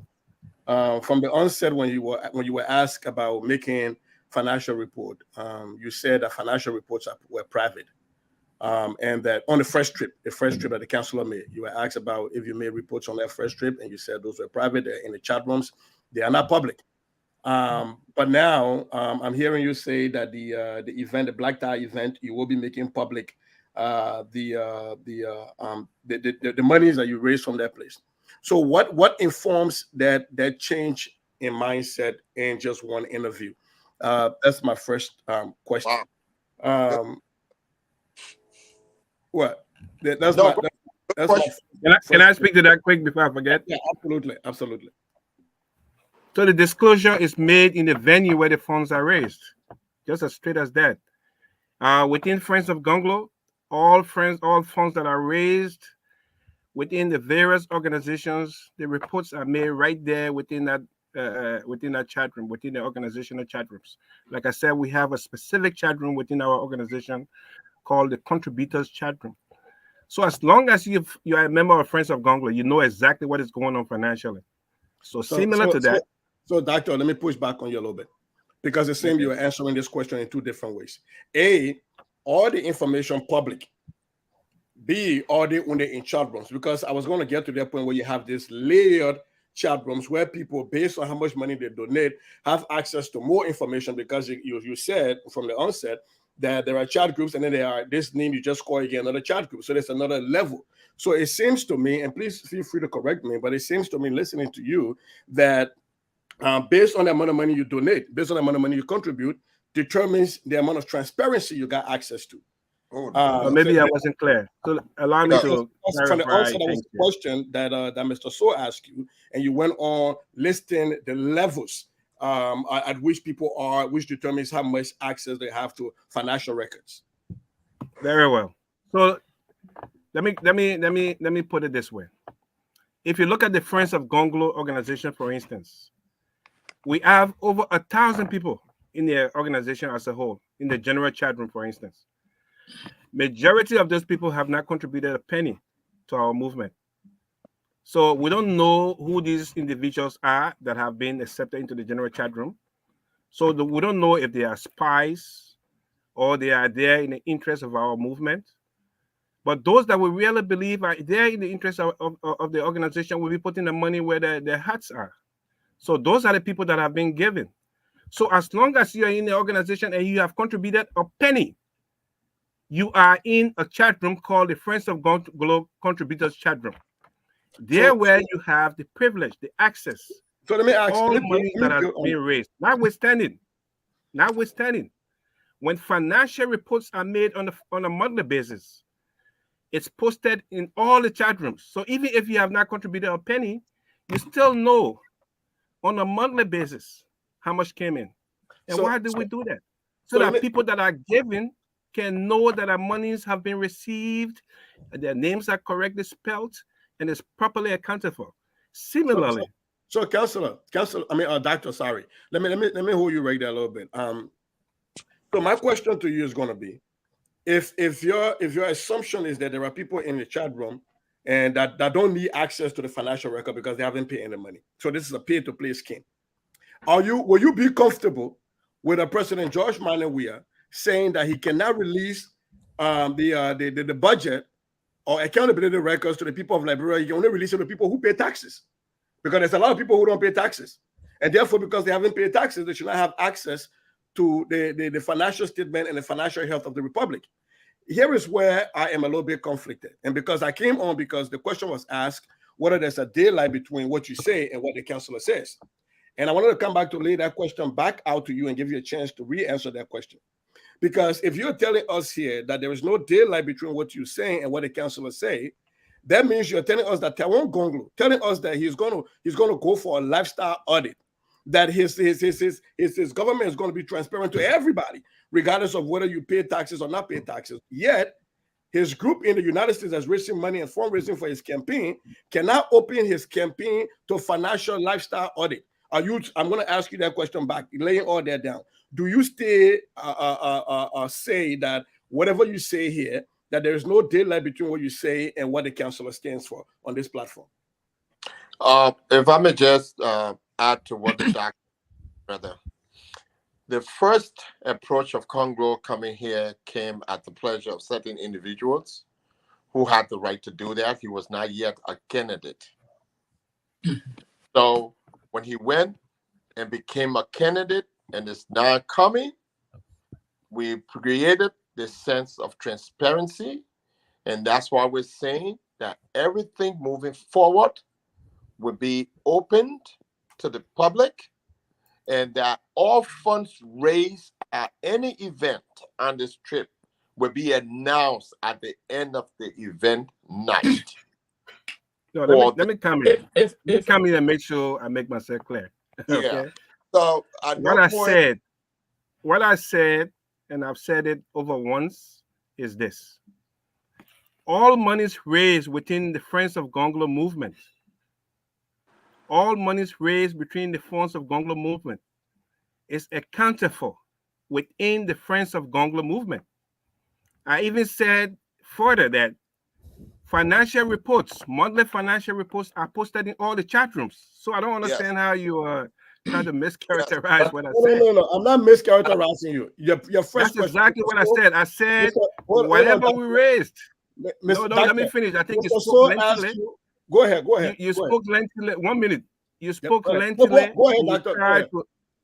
You spoke lengthily, and I need to respond as a guest on the show so that people, can hear me clearly.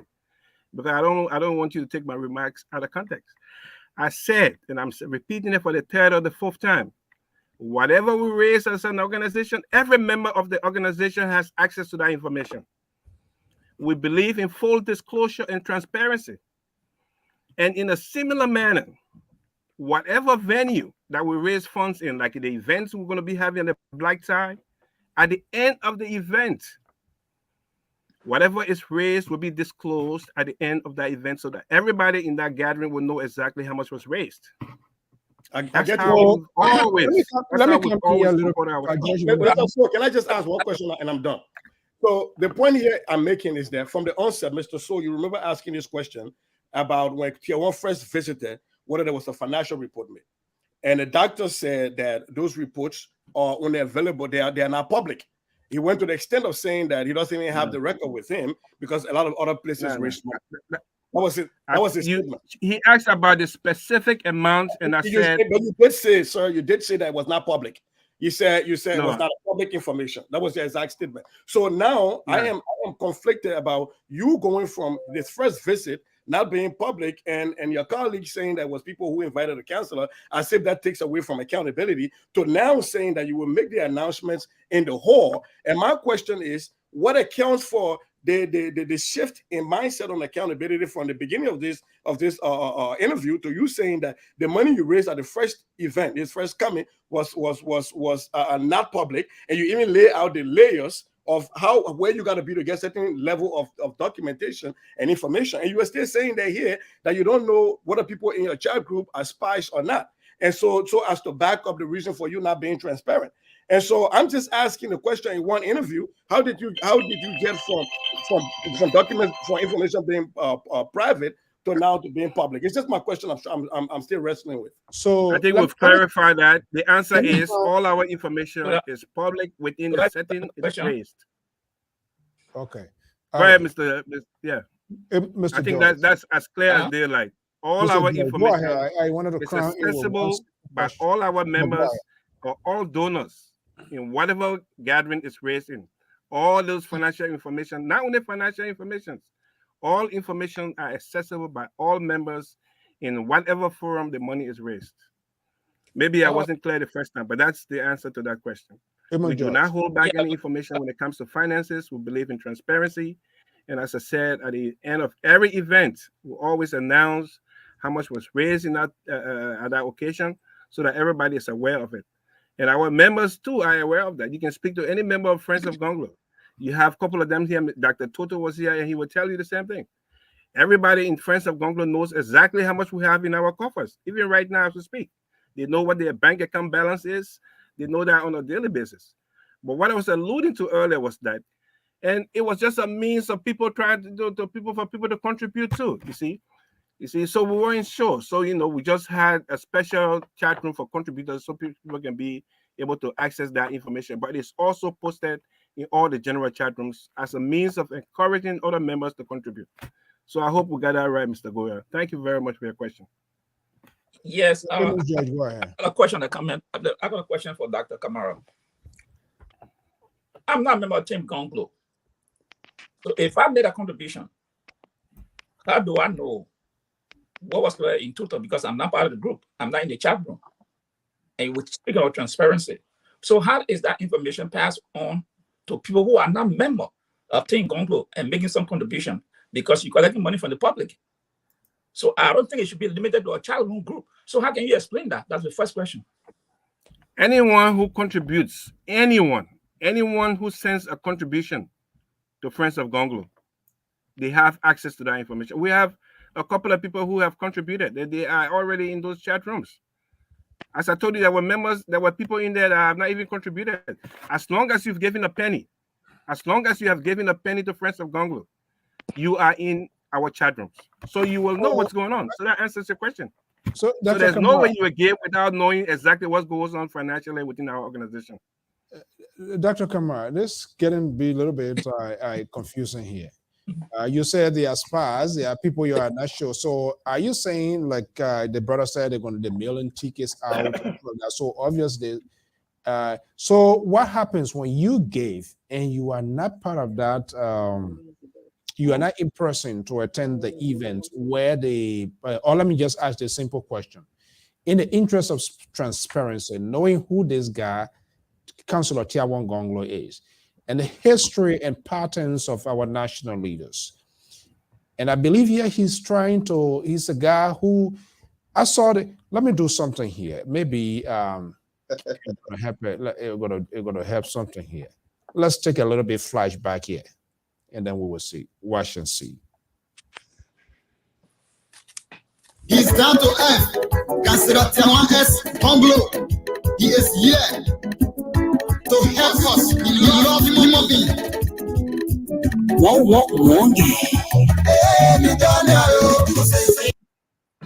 If you don't have money, leave your own. This evening, they are standing by. They're going to be telling us. We'll have the profile of live position, and our guest will be joining us right on top of the house. Let's get the ball rolling here. We say happy 4th, happy the 4th right here on the LPR. This is our way of welcoming our people and say happy to love. Very short way we will get this program.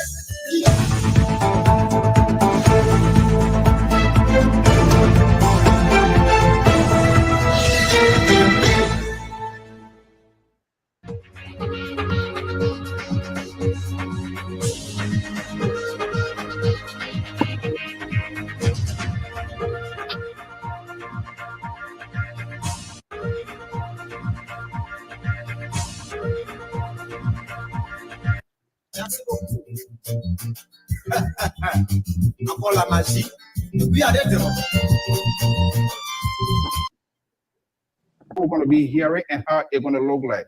If you are here for the first time, share this video, share this podcast, and invite someone. It's not about me. It's not about Tier 1, Councillor Tier 1 Gongloe, but it's about Liberia for us to make a decisive decision. So let me bring in Mr. Kawier, is one of the top surrogates of Councillor Tier 1 Gongloe. He's joining me here. Let me say SK. I want to make it a little bit lighter, easier for me, for us to have this brief conversation before the guy that you support or you endorse come here. SK, good evening and welcome. Oh, thank you. Thank you. I appreciate having me on the show. Okay. So, is there a first time appearing LPR? Yeah. Okay. We say good to have you and welcome and happy 4th. Thank you. Wishing you the same.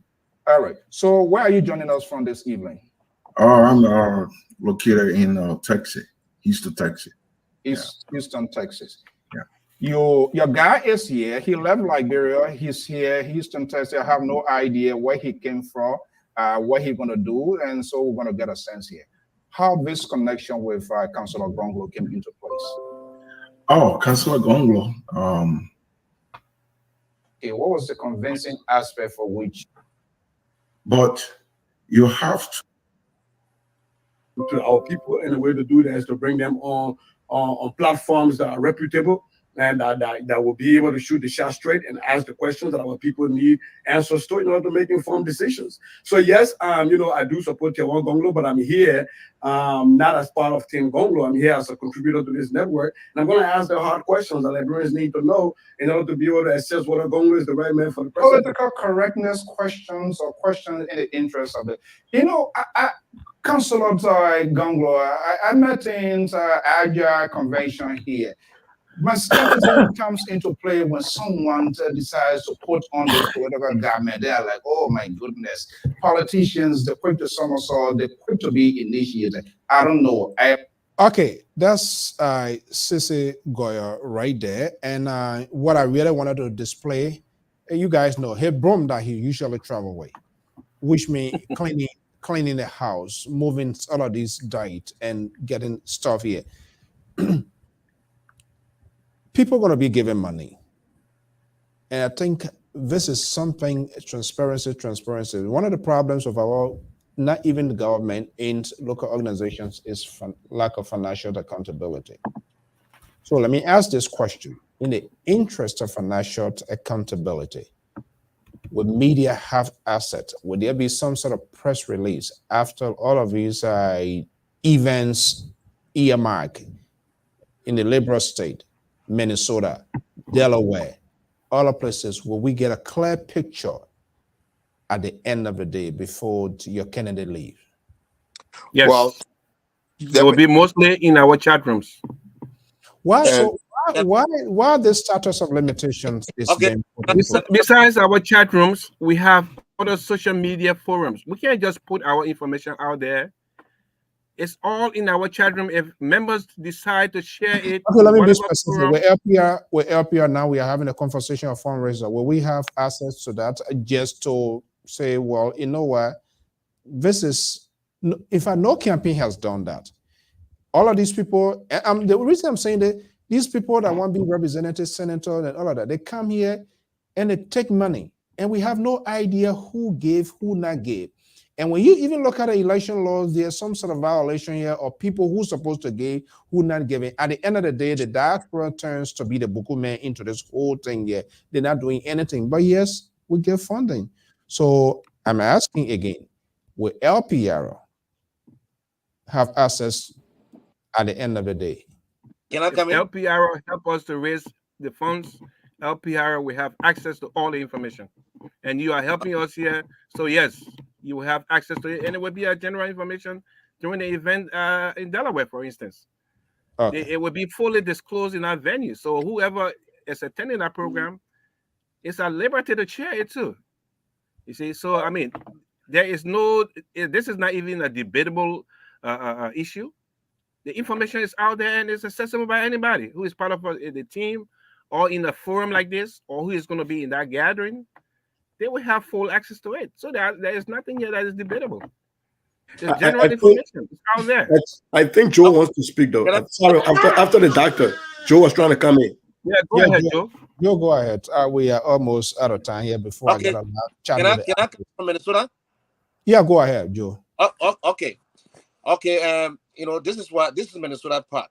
You know, for what we do believe in, like I said initially, our tickets will be sold through our Cash App. Nobody is going to handle cash, and our events in Minnesota is very public. And then for us, it's different. We public everything we do. Our financial information is made public, and then once you are not part of our chat room and you make contribution, it comes to our Cash App, and that information is always pasted into the chat room. Because when you send money to our Cash App, we got the information, and then we put it in the chat room. And then you also have a part, you also have your copy, and we put it in the chat room. And the people in the chat room will know that this person made contribution, and they are not part of the chat room. And then we make everything public in the chat room because, you know, like Dr. Kamara said, not everybody in the chat room pay money. A lot of people are not paying, but in the chat room, they could be spies. But for Minnesota, we don't care whether they are spies or not. We made the information public. You know, we think that, you know, we're trying to encourage, even if you are a spy, and then you see people contributing, we have the thought that one day you will change your mind and also contribute. So we got nothing to hide, you know. So for us, we are different. Everything we do is public. That's why people say I like too much publicity. And And then you see, I think there is some ambiguity when it comes to this word public. And I just heard the way Joe used it, and that's similar to exactly the way I used it. But I think the question that Mr. Goya is asking and Mr. Soul just asked has to do with the entire global environment. Is that correct? That whatever we raise, it has to be on BBC, on CNN, so the entire world can know about it. Is that what you're referencing? So that Yes, I think that is what Goya is referencing, because I think the doctor is minimizing the conversation by trying to talk about BBC and CNN. I think that you're minimizing the conversation. The point is, I'm trying to understand the question so that when you say public, I want to know how wide is this public. Doctor, would you hold on, please? I think you're minimizing the conversation by going there low. The question you're asking you to account should not lead you to minimize the conversation. The point here is you can tell us that you have not been able to do press releases like Mr. So said. What are you hiding in the chat room? What is so secret about the campaign that you worry that you got spies in there? That I can't understand. If this is a poor society, I think we're running there. Let us know so we know that Gongloe is running a poor society, and so when the members can be in that group. No, I'm going to stop. I'm going to interject right there and not let you go on, because you're mischaracterizing everything. Please, Dr. Kamara, Mr. Goya, when you say that, Dr. Kamara, let's have there's no secrecy here. Dr. Kamara, when you say there are levels, I went to the poor society. There are levels you get to certain things to get access to. You lay this thing like it's a poor society where you got levels to get access to accountability. And for me to ask you to account, and then you come and minimize it, talking about going to be on BBC or EFBC. That's the reason I ask you. Do you want to re-answer that question? I want to. May I interrupt here, please? Quick. No. You're supposed to be asking questions and let your guests answer the questions. Yeah, but now let my guest try to minimize my question. Mr. You are insinuating. What you're doing is insinuating and analyzing. Definitely implied. Dr.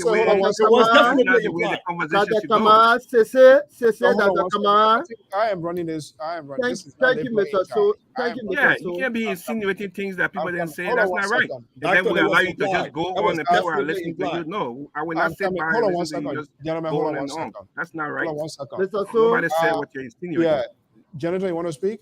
Yes, I think this conversation is hefty. The point that I was, because I made a point where the question came before I made a point. Councillor Gongloe has said that his pay, which is the most crucial thing that personally to that person, will be made public on the Executive Mansion website. There where I'll join my queue from. So if it will be available to BBC, to VOA, and every platform, it means that that's a major trump card. And if that's a major trump card, then it means that the team should utilize it. Remember again, I did not discount Councillor Gongloe. As an opposition, I said our energy should be focused on the government. But in the meantime, this is what I think we can do.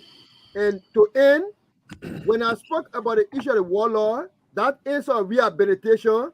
It satisfy the people. Because warlord now come and start thinking, oh, so even if I decide to join the people that had to say to rehabilitate before they can take my vote. That's not what I said either.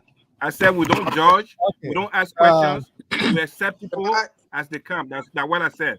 Now, let me talk about what you just said. People people always report to the members. With reference to what you said about Councillor Gongloe saying, he will have a lifetime audit and so on and so forth. Who is he going to be reporting to? He will be reporting to the people of Liberia and the world at large. You see? So people will know. So we are saying here, when it comes to transparency and this and that, we report to our members and those with whom we are engaged. So how differently can that be said so that people know we are transparent, we don't hold back information and so on and so forth? That's exactly what we're saying. Whoever is supposed to know has the opportunity to know. Let me just put it that way. We do not hold back. We're going to go to our guests. We're going to go to our guests to do their closing remark and then a few seconds with the analysts. and then we are already out of time. Yeah, go ahead, Moses. And Okay. then Now, we've spent a lot of time on this issue since Mr. Gola, right, came in, and the other brother there from the ANC spoke. My presence here today was to promote the event that is happening, and we spoke, I believe, eloquently on the plan for the event. And at the close of the night, we know we're going to have live reporting at that event. And when we're making the announcement, it's going to be live. So whether or not you pay money, you're going to know what was raised that night. And we said that plainly and openly. We have a structure in place where everybody that sent funding is notified and got their notes. And that is also put in our record of where it's kept, and that's the chat room. Besides that, all of these things will be accounted for at the night, the closing of the program. And that's what transparency is. To interject that anything else is going to happen when it comes to the political arena is not something that we are involved in. Mr. Dr. Kamara specifically said LRP has its own function and the Friends of Gongloe has its own function. And we're operating from the Friends of Gongloe perspective. We're not going to get involved with the politicking and throwing arms. I've been watching election processes and people raising money under the pretense, under the names of going to run for office in Liberia. Not once have I seen on the internet or anywhere Thank you. a report of anyone raising funds. And the brother is smiling because ANC just had an elaborate program in Maryland, and we don't know they didn't publish it. And it's not our responsibility. It's not their responsibility to do that. It's a more equivalent. We're gonna do it because of the principle for which we support. And as the brother said from ANC, is a trump card, and we will play the trump card that he has in his hands. So we're going to be transparent. It has nothing to do with whether before or after. We're saying moving forward, things evolve as you learn and you move forward. Okay. All right. So we're going to leave it here. Hopefully, we're going to have you back here before the event.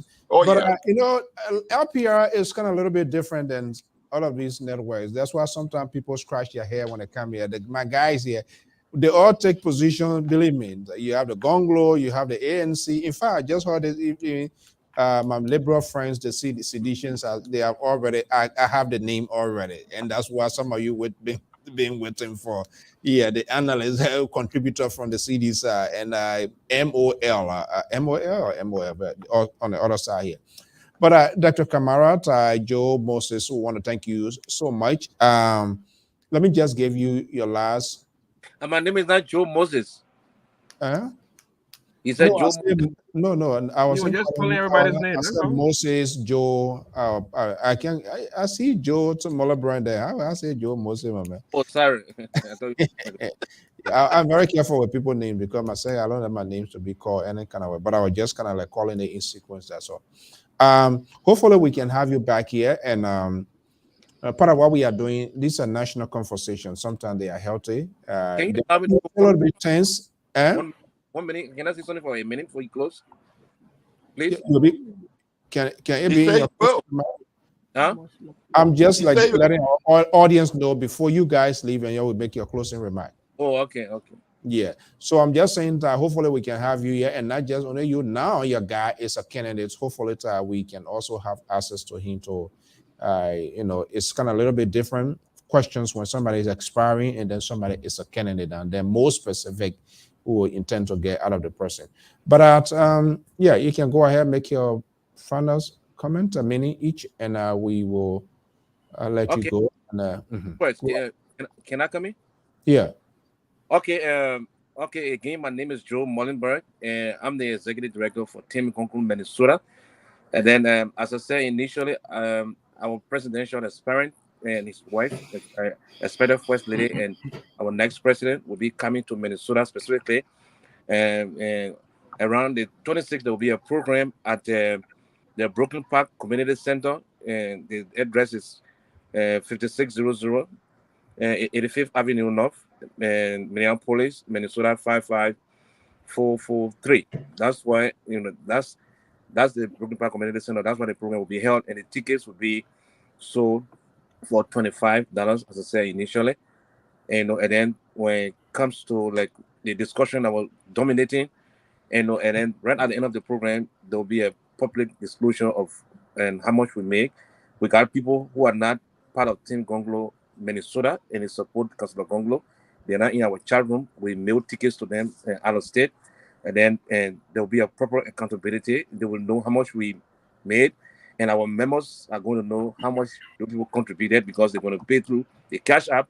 Once you pay through the Cash App, you got your information, and then we'll paste that information in the chat room, so people in the chat room will know how many persons pay outside the chat room, and how many persons pay in the chat room. We got close to 400 persons in our chat room, and then not everybody paying money. More than half of the people are not paying. They're only there. Sometimes they listen. Sometimes they don't even participate. But every information is pasted there, and they see it.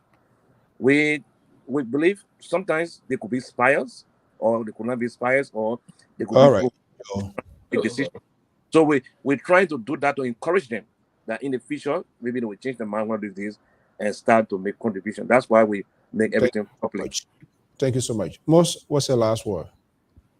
My last word, I'm not going to be repetitive. I want to thank you for the opportunity of coming, and thank you for the next opportunity to come back. And we're having this event. We are hoping to raise quite a bit of money because we know that our candidates stand. I think there's a phone call. Yeah, you got disconnected. So if you don't mind, I would just come in. Yeah, go on. I'm back. There he is. There he is. Thank you. And then he goes again. Why is this? Why is he playing with the I think someone is doing something. I think Mr. Goya has something to do with that. No, this is a man with a counter. Usually the man that I'm gonna plead the fifth on that one. I know. That content are going like that. That something is not. That boyka man. That man. Again, let me say thank you for the opportunity. What we're doing here, we're trying to make sure they come in and we raise the kind of money for the interest of trying to liberate our country.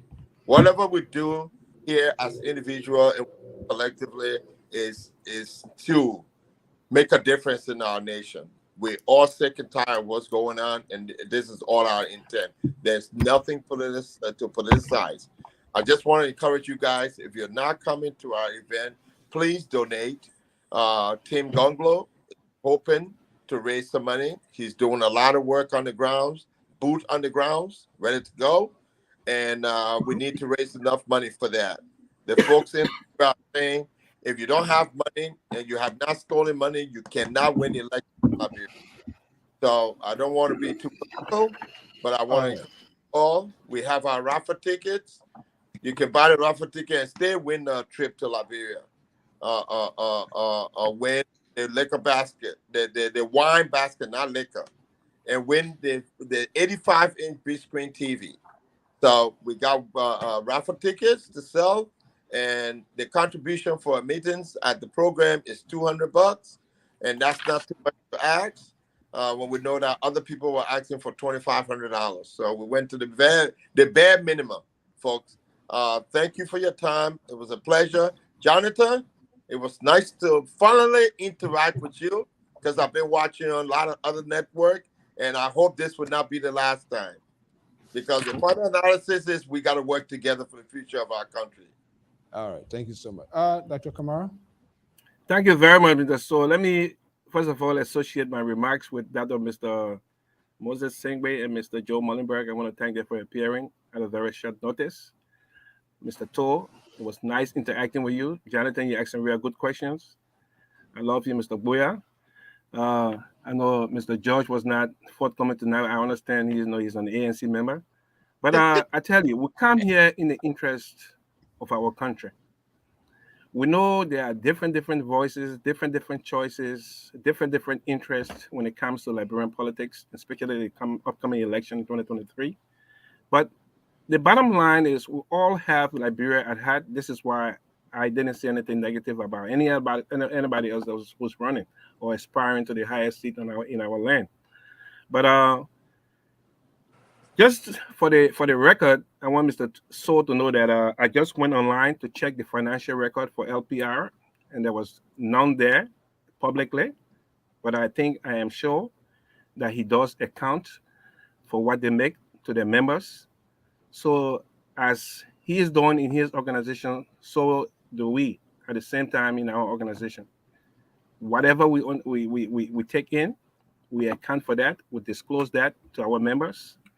And in line with what Councillor Gongloe said when he said he will commit himself to a lifetime audit, I think he was also referencing to the people who employ him or for the people who he works, the nation, the Liberian people, so they will know that's that public he refers to.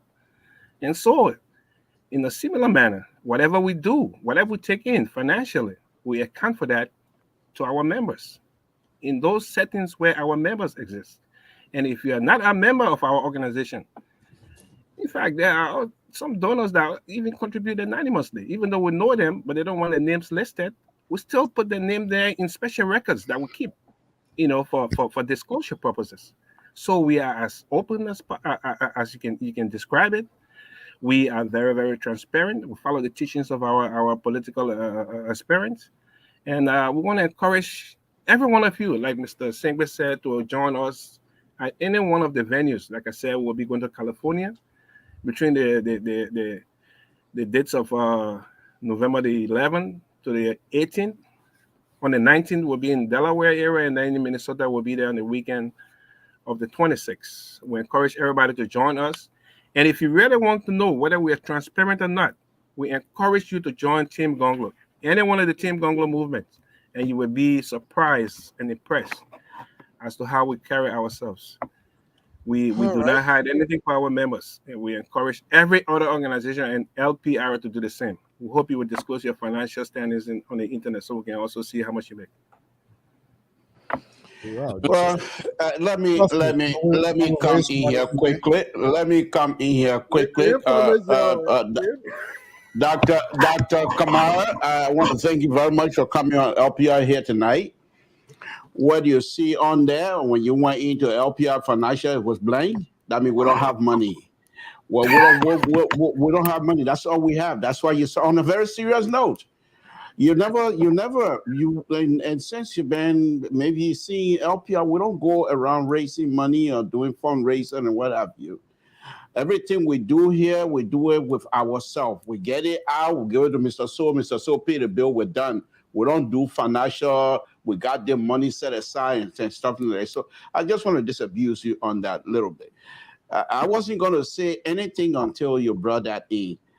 This is an organization. It's a platform that we, all of us, everyone you see here, work hard so that the like of yours can come out here and be able to disseminate information that you feel would be beneficial to the Liberians. That's why we have this platform, and it's good to do that.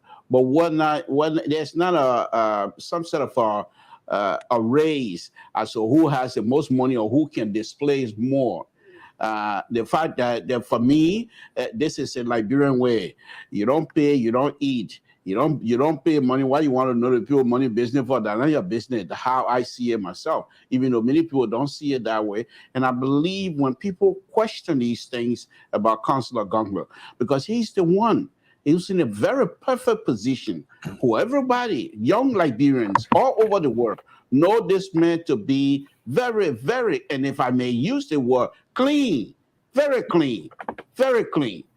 And to have his surrogates, who are people, responsible people, let me add, very responsible people, all of you. None of you here some sort of a Johnny come later. You guys been around for a very long time and very responsible.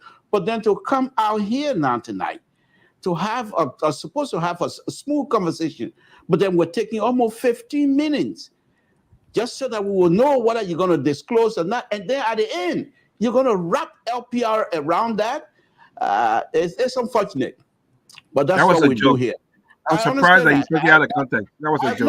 No, I'm not taking it out. I'm not taking it out. Mr. So, let me just wrap it up, please. Another thing here, one thing I also want you to know, all of us here, whenever we have a show, each of us, yes, we have schedule, and those schedules have already been approved by all of us, whatever will come on. So Mr. So is not the one that's going to approve who comes on my show or who goes on whatever show that is happening.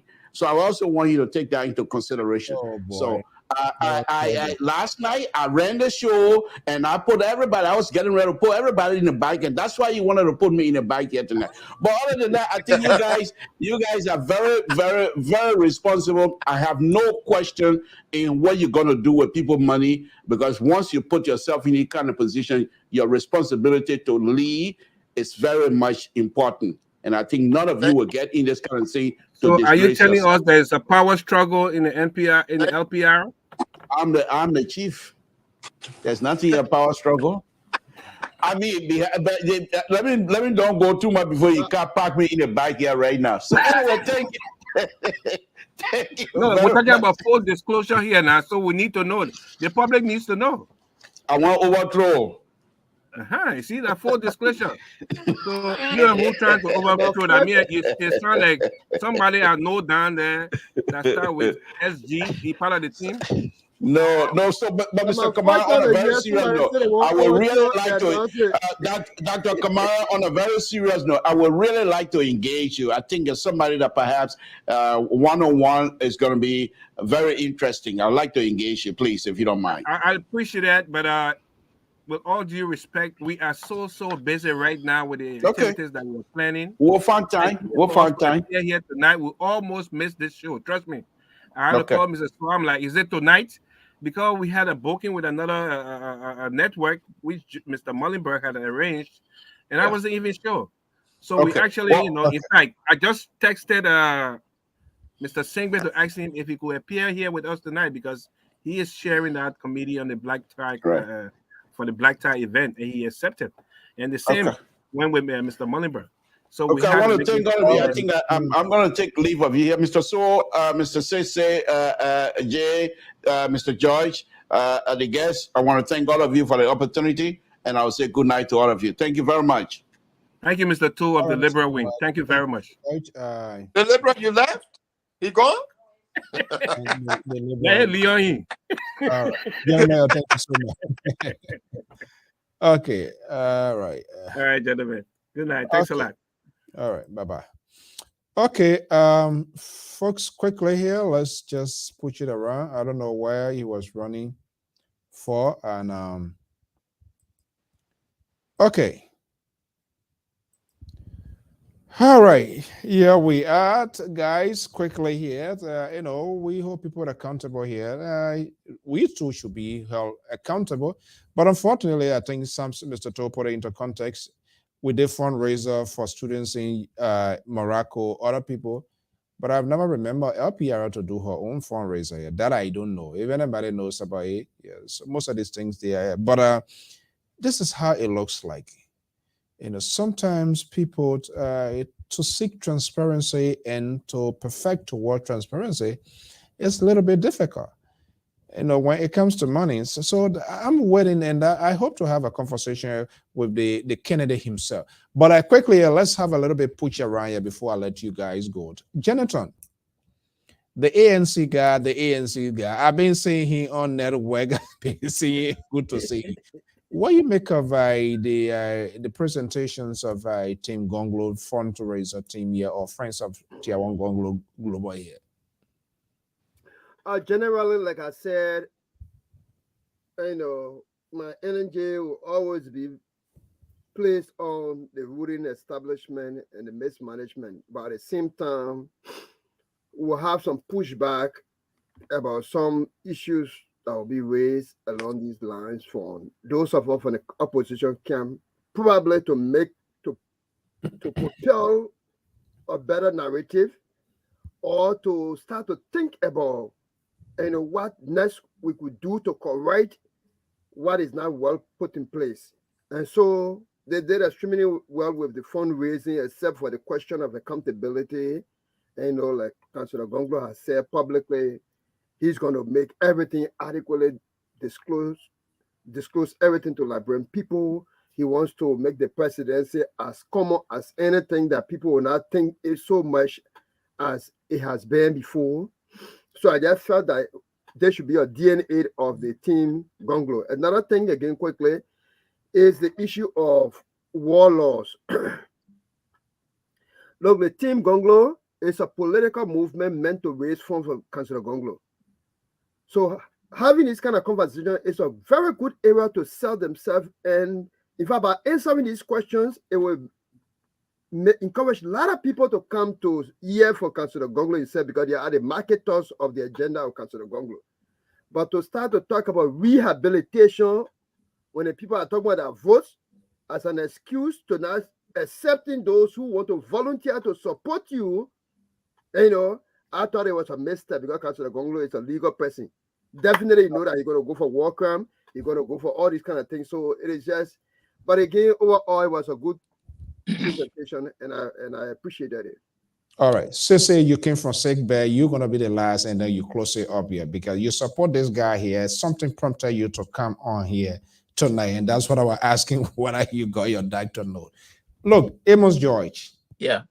We poke in the eyes of the GOL, the government. George, we understand, going for, I don't know how many weeks or whatever. That one, we'll talk about it later on. We will talk about. No, I'm saying here, but we can try to draw to some sort of line here. What do you make up the conversation tonight? This is my second night in the Anglo group. And Dr. Kamara said, because I'm from the ANC, I was quiet or not for coming, but they came here purposely to raise funds. But then they injected something into that fundraising that would have diverted our attention from it. They talk about honoring Tobo, Charles Bayon, all these people. Now, and you say you can to raise, you can to create awareness. But then when you start calling all these names, they are questionable. So many names are questionable. And so that's why I didn't want to do. But I just followed the question that Cecily did ask. Look, when you say you're collecting money from the public, there should be no secret. You say you're collecting money from the public have to know. It's just simple. Yeah. You told that is the hallmark of transparency. And then he said, trying to minimize the conversation, should be on BBC, VOA, Al Jazeera, what? Come on, man. Are you disappointed? Yeah? Are you disappointed over that? Of course. Now you see what he did? Trying to make some moral equipment, went to Lpr-Tv website to check. None of them were come here to raise funds for Lpr. The last one we raised money was for Spain in Morocco, and we had a list of that. So why you try to make that moral equivalent? We are not raising money for any for any people right now. We start putting our own cash hours or two. Yeah, you see, so now we broadcasting in Liberia now to help our. Then we can do that. Yeah, and so that's why I asked him that question. That's a single question. If you are taking money from the public, why would you want to inform the public of the money you're taking? The last time we were here, same question you asked, and second one they said they cannot answer. But if you came to represent to promote someone, why you can't answer the question? Then do not come in the name of that person. Okay. And say this and that, because so that was the same thing here. If the political side we cannot answer, but then you say that you cannot answer a political question, but you are injecting politics into the public. Then why you don't want to answer the question? Let's leave it there. So I was a little bit disappointed. That guy is not well, and he has to come from. It reminds me, who was in the sick bay, and then there was a fight or game going on. He decided to leave to go play because he wanted to rescue. I know somebody I'm going to call it. Sissy. Yeah. What is going through your head? Something prompted you. I saw you tweeting, this is the guy you support. Is it a hair-scratching situation you find yourself in tonight? Well, I am more disappointed dejected, dispirited. I'm just gonna be truthful. You see, I'm the kind of cat I can eat baby. So the CDC when you're sending your man, yeah, get ready. But what would do So I just want you to know this is the guy I support. You saw my line of questioning, just so you know that. But I would say this: we have to learn in Liberian organizations how to partition things and people according to their expertise. Just because you are the leader doesn't mean you have to be the spokesperson to appear on platforms. I think they did themselves a huge disservice. As a matter of fact, they did a counselor a disservice. That's why I came back. What brought me back was when the guy answered that question that there's no daylight between you and the counselor, and they're modeling that whole transparency thing. I was like, oh hell no, I'm not going to allow the candidate that I support, that I understand, that I know what he stands for people who don't understand what they're saying to muddy and drag him down with what they're doing. Right?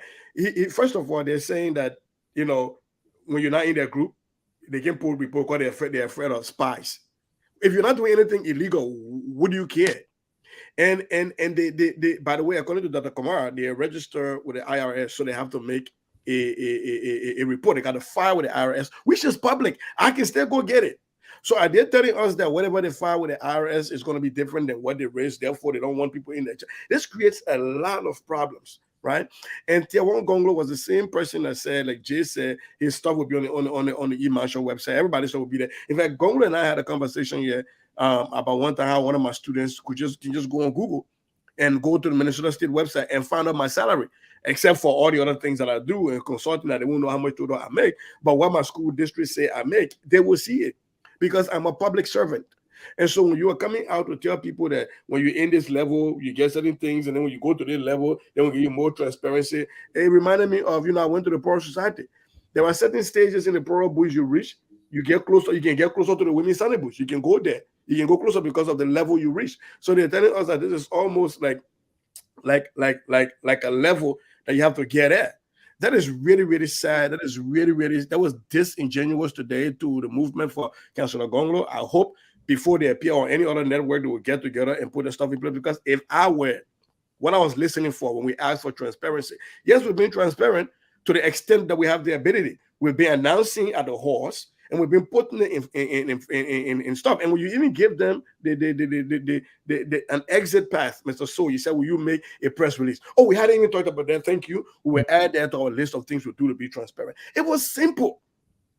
It was simple, but they bugged down on it. And my problem was he started this conversation with he's not accountable to people who don't give him money, and then end up with, oh, we're going to put money in there. That's why I asked why they changed. And by the way, Jay, that MPFL partnership you're looking for, we're not getting no wall on our thing. Stop bringing that thing here. Just a move from here, man. It's another our own Dr. George. Our own. Gentlemen, hold on. Our own Dr. George Toto here. This seems to be like a stuff here. I am disappointed with the discussion tonight. I was not impressed. I asked questions about dark money. Dr. George Toto, he supported Tiawan Gongloe, and I could see him from his facial expression to even asking that question. I believe he was heavy-headed, but it is where it is, and I like the guys on LPR here, everybody here. So I think the conference, that's why most of the time before they come here, sometimes they seek their consultation. They will either cancel last minute of time, and this is why we are all here as an analyst. Gentlemen, I want to thank you so much for your time this evening, and I just say one thing, Jonathan. Your prayers have been answered. There's a sedition coming for you to be going head to head. I'll be watching the two MPFL people, and I will just be waiting for the lady from MOL. I hope she doesn't kind of like the PRP guy that came one time and didn't come back again. Man, you're putting my word there. I'm sick. I gotta go. I think this is hot. Dr. Emmanuel Kamara, she's gonna be here at Sunday. And please get ready Sunday after one-on-one with Mandela Cooper. The analyst will come to profile the conversation. Though probably she's going to be there to take a defense line. I don't know. It could be anything. Or the chairman. They send the chairman here. So it's going to be getting more interesting. My sister, what's your? Who's that? Oh, Taronka? Mandela Cooper. No, Dr. Toroka is the person representing Mandela Cooper. No, Mandela Cooper will be here on Sunday. After I don't worry about Mandela. I worry about my analyst that I'm going to be sitting and analyzing things with. I don't worry about the politicians, man.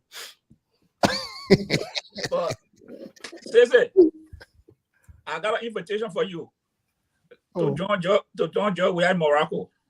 Oh, you see, by that trouble, but good night. Good night. Well, I am Morocco, not flying no more, and I'm sorry, go for me, your friend. Not from Morocco. Yeah, you got a funny thing. 8 weeks out of Liberia. Yeah, Prophet Key, they will be meeting in Morocco. How many weeks you gone for? 6 or 7 weeks? Mr. So, 8 weeks. Mr. So, the entire way your country. Also, the president. Mr. So, the entire way your country. That conversation, I want a citizen representative Makamo because. And then you gotta come back soon, so start reading his annual address. No, but you know what? Annual address was January. This year, they're really Arabic. Why are you going over there for? This year is still Arabic. Gentlemen, you're good night. No, this year actually is in Arabic. That's what I heard. Website. Yeah, but that thought must start now. You're starting trouble now. That thought must start.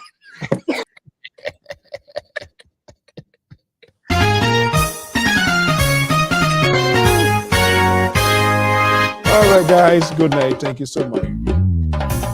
Cette chanson est dédiée à l'association de... Well, folks, that's how we're going to bring the curtain down this evening. So I want to thank all our viewers, our listeners. Thank you so much for being here.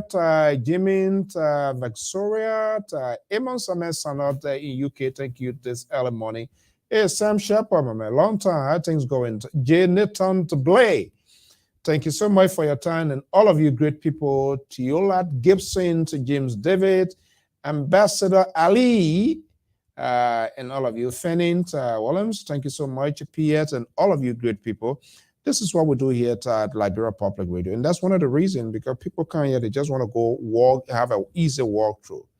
If you take money from the public, and then you want to come tell us only people in your group to give it, it creates apprehensions about these people, who they are, and the very candidate that they represent.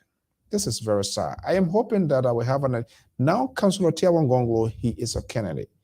I am hoping to have an exclusive with him here, because there are questions different from he being experienced, and now he's a candidate. He wants to be in the Oval Office. I hope they will grant us that opportunity, even as well as the Honorable Alexander Benedict Cummings, the presidents, and all of those seeking the higher office of the land. Until then, thank you so much for your time. I am Alfonso Zianso of the Liberia Public Radio. Have a pleasant evening. Bye-bye.